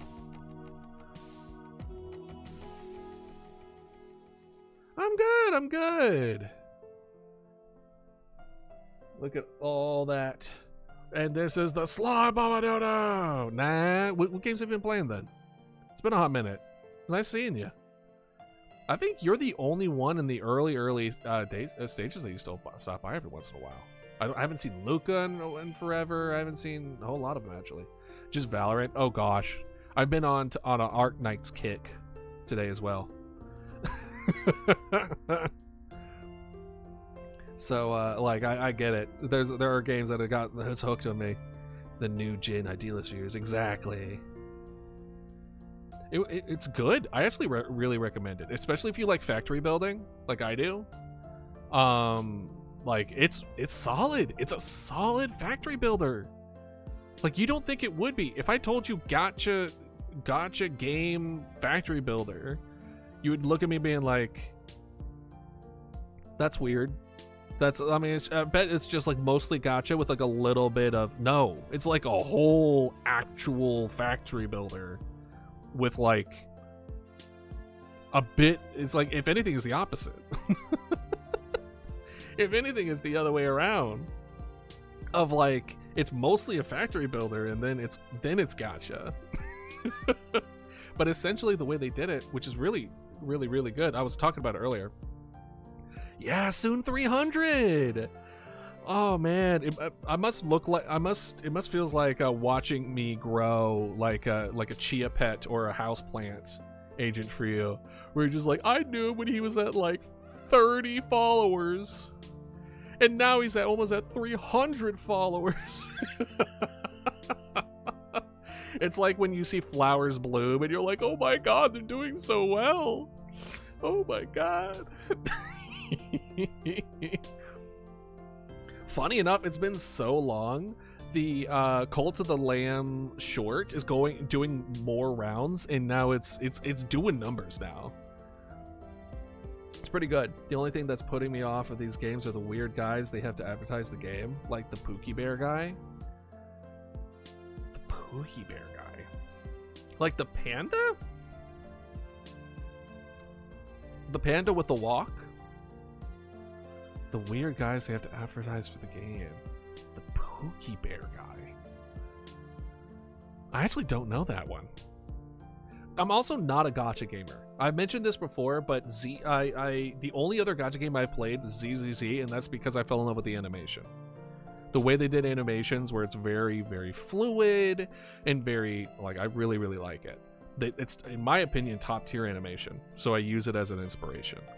But this is the first game that's got its hooks in me since, like, it's been a hot minute since the game's done that. So, just saying. I was first. You were first on my Twitch? I don't know if you were first. Were you there for, Dredge? Was that you? Because I know what we did as far as, like, the cleaning stuff. But I think the first person who ever stuck around was Dredge. But then they you know, eventually went off, of course, right? No, there was one person who they were going on a trip in Europe, and I wanted to know how their trip went, and then they just never really came back. Hopefully they're doing okay. Oh, they're doing all right. Cookie Run Kingdom. Oh god, all my friends love Cookie Run. They won't stop talking about it. Like, it's an Arknights ad where they get a streamer and some guy that plays. Oh god. Like, don't get me wrong, I don't mind doing like the little sponsorship stuff with that kind of stuff, but I'm gonna definitely make it my own. You know what I mean? I really don't mind, but it would be one of those things where we would have to really make it like our own thing. Just have a lot of fun with it. I've never was a fan of just like, oh my god, this is a 10 pull. Oh, it's red. Oh, look. Oh, god. Oh. And I'm like pointing and I'm like, oh, like such like a, oh. Like, like not a, I understand people need to get that bag. I get it. You need to make that bag. But my god, is it just, you know, those whenever they do the live games of multiplayer and the people talking to each other sound like they never talked to a human being in their entire lives? You know what I mean? Where they're just like, hey man, right behind you, there's a guy. Thanks man, I really appreciate you telling me about that. No problem. And I'm like, what? Have you never been in a lobby? Have you never? Where are the bits? Where are the... Was with you from August 4th, 2024. So yeah, you were right. You were there right before the first Cult of the Lamb actually like took off as far as the short went. Yeah, you were right there. The character designs are actually pretty solid for Cookie Run. I'll definitely give you that. The character designs are actually, they do a really some good jobs with that. They, which is funny because they're cookies. It's just the fact that it's even YouTube and ad and it sucks. Yeah. Left Genshin for Cookie Run. Honestly, I also think my friends did too. I think they still play Genshin a little bit, but they talk about Cookie Run a lot more than they do Genshin. Tell you that much. Maybe I was. Maybe. How much do you need to sell for that bag? It depends. It really depends, because first of all, bills need to be paid, so I get it. But that's also why I want to do like much more, want to go much more the lines of like I survive off of doing this kind of stuff for y'all, and then like personal donations through like Fourth Wall. That's like keeps me afloat, and then I just live off of that, and I just providing really cool shit for y'all. Like that's why I want to kind of do stuff like that, is so that I wouldn't have to depend on doing that. But I remember you keep asking me. Oh my gosh. But yeah, it's just, I don't know. I would like to avoid it as much as possible. So even if that means like getting a side gig, whatever, try out a Digimon game. I'm willing to try out a Digimon game. Wait, like that new one that came out was so good. I didn't play it. But I saw some like my friends be playing it, and I saw like bits and pieces of it, right? But I myself did not play it, but from what I saw, it was real good. It was really good. So I would definitely be down. We have a section in the Discord for game recommendations. So if you're wanting and willing, you're welcome to do that as well. Cookie Run is one of the few ads I don't skip because they make them look nice. Yeah. Face reveal? I actually did a face reveal twice. It's for Christmas. My Christmas present is my present, aka face reveal. It's true. It's the only time of year you get it.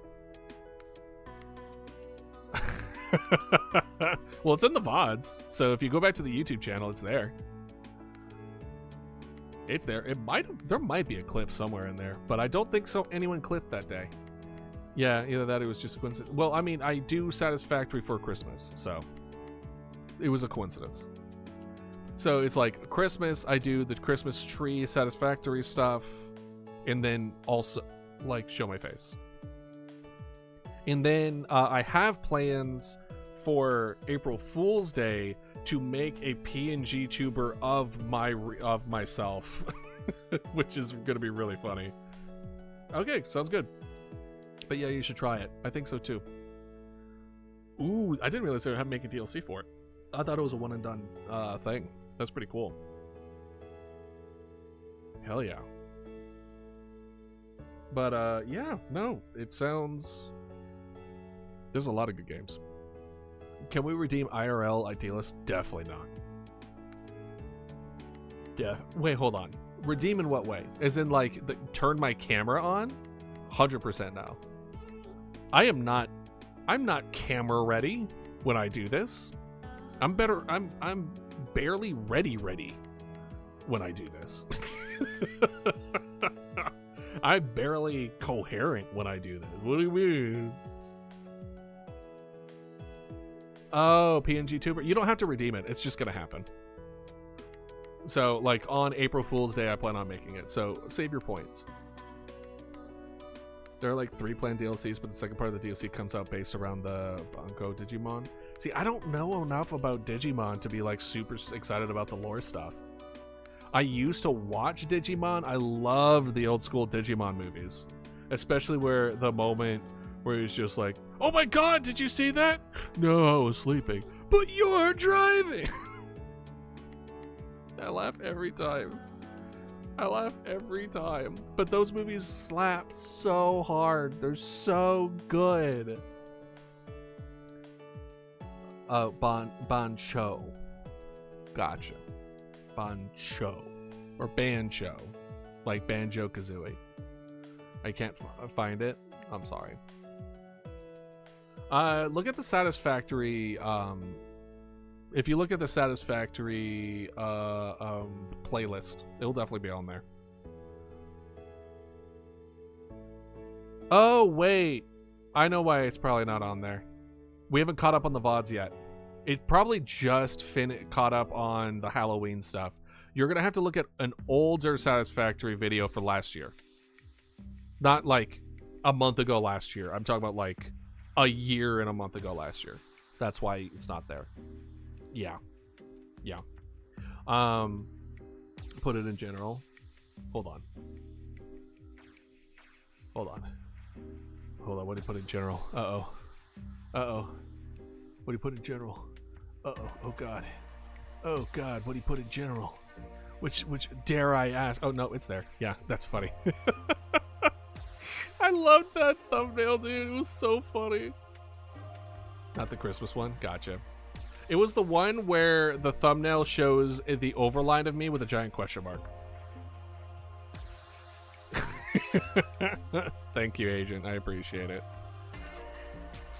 I do. I what could I say? I have a face for radio. Besides, don't you know the age-old rule?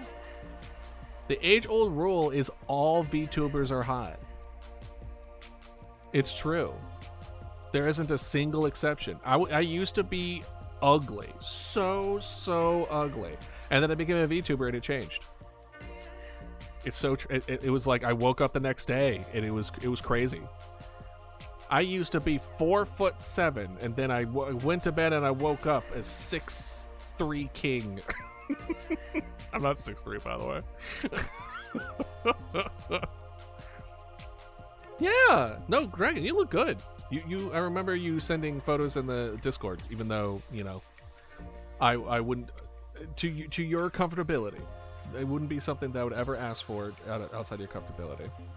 You know, you should always be careful as far as putting photos of yourself. But I did see it, and it was, yes, you look good. Like 5 feet. Feel tall. Yeah, right. Listen, everyone under 6'7" is a short king. We know this. We also know this. To be a I nearly slammed my head on every door frame. Luckily I live in a place where the door frames are still pretty high. Like, don't get me wrong, in a place full of really tall people, I would be short. But if I went to like Japan or Korea, where it's like lower on average on the tallness, I would be above a lot of people. Also, it's good that there are so many monster collector options that aren't Pokemon. Exactly. Oh, I also went hard into Pal World for a while too. That was very fun. That was a lot more fun than I thought it was gonna be. I thought it was just gonna be hee hee ha ha. This is funny because it's like Pokemon with guns, and then it's just like, oh, this is actually a good game. Let's just keep playing. Oh yeah, no, I managed to get good genes from my grandfather. I like Pokemon. I think it's fun. I think it's fine. Is it like, do I enjoy the quality of the games I've been putting out? Not really, but you know, whatever. Cassette beasts with like a word. Cassette beasts. Why does that sound familiar? It might be because I know someone who goes by cassette. Yeah, I was gonna say, like, the games is solid. And what's your fave? My favorite Pokemon is Haunter. My favorite Pokemon is Haunter. I wouldn't say by a super long shot, but by a decent portion. It goes Haunter, then Tyranitar, then Lugia. Yeah, Lugia mostly because of the movie. I'm gonna be real. Tyranitar because he carried my ass through Ruby, and then Haunter because of a personal attachment I had with a friend of mine. So there you go. Played Cobblemon with a friends with last days. Yeah, Cobblemon. That's one of the games that we're looking at when we're looking at starting up a new Minecraft server, because the last one we did was so much fun with like all the streamer friends and stuff. It was good. It was a fun time. Dragonite, Goodra, Ampharos. Yeah. Like, it's so expensive for half-baked game. Yeah. Like, it's overpriced, and it's like, don't get me wrong, there's a lot of flaws with it, but there's still a lot of love to it too, which is the only reason why it's still afloat, in my opinion. It's literally taking the dead out of the love of everything. So eventually it will tip the scales. We'll see though. Or Crobat and Pangaroo. Ooh, yeah, I love Crobat. Crobat's good. All the Cubons, yeah. Forgot I don't know the English names. You're fine. Crobat's good. I like Crobat. They're good. Yeah, we are in the end, pretty much. Ooh, Zygarde. Zygarde's pretty solid. Rampardos, Meganium. Ooh, Meganium is so good too. That's a good pick. I like that one. My favorite is Lickitung. Love them. Yeah, Lickitung. That's so good. That's actually, you know what? I haven't met too many people whose Lickitung is their favorite. That really says a lot about you. Not in any kind of like negative way, but it means you have unique taste. Get it? Taste Lickitung? Anyway, we should probably go. Oh yeah, Chikorita. I think I went Chikorita every time. No, wait, no, Cyndaquil. I went Cyndaquil. All of them were good though. All of them were really, really good. Let's see if there's anyone to invade. Let's raid. Invade. What are we? Freaking invaders? Invader Zim. Let's see if there's anyone good to go. Ooh, Melon is doing Arknights right now. Let's raid her. Yeah, let's do that. Let's raid Melon. Yeah. The fact that my little dino was so hated in the early days, honestly, it was undeserved. It was very undeserved. All right. Well, thank you everyone for joining me here today. It was wonderful having you. It was a great time. We actually made some decent progress with some game dev. I plan to do it we'll do it again next week. Saturday is going to be Cult of the Lamb. Look forward to that. And I hope you all have a wonderful day, wonderful evening. And stick around for the raid. And if not, I will see you then. All right. Have a good one. Stay tuned for the raid for Melon. All right. See you. Bye-bye.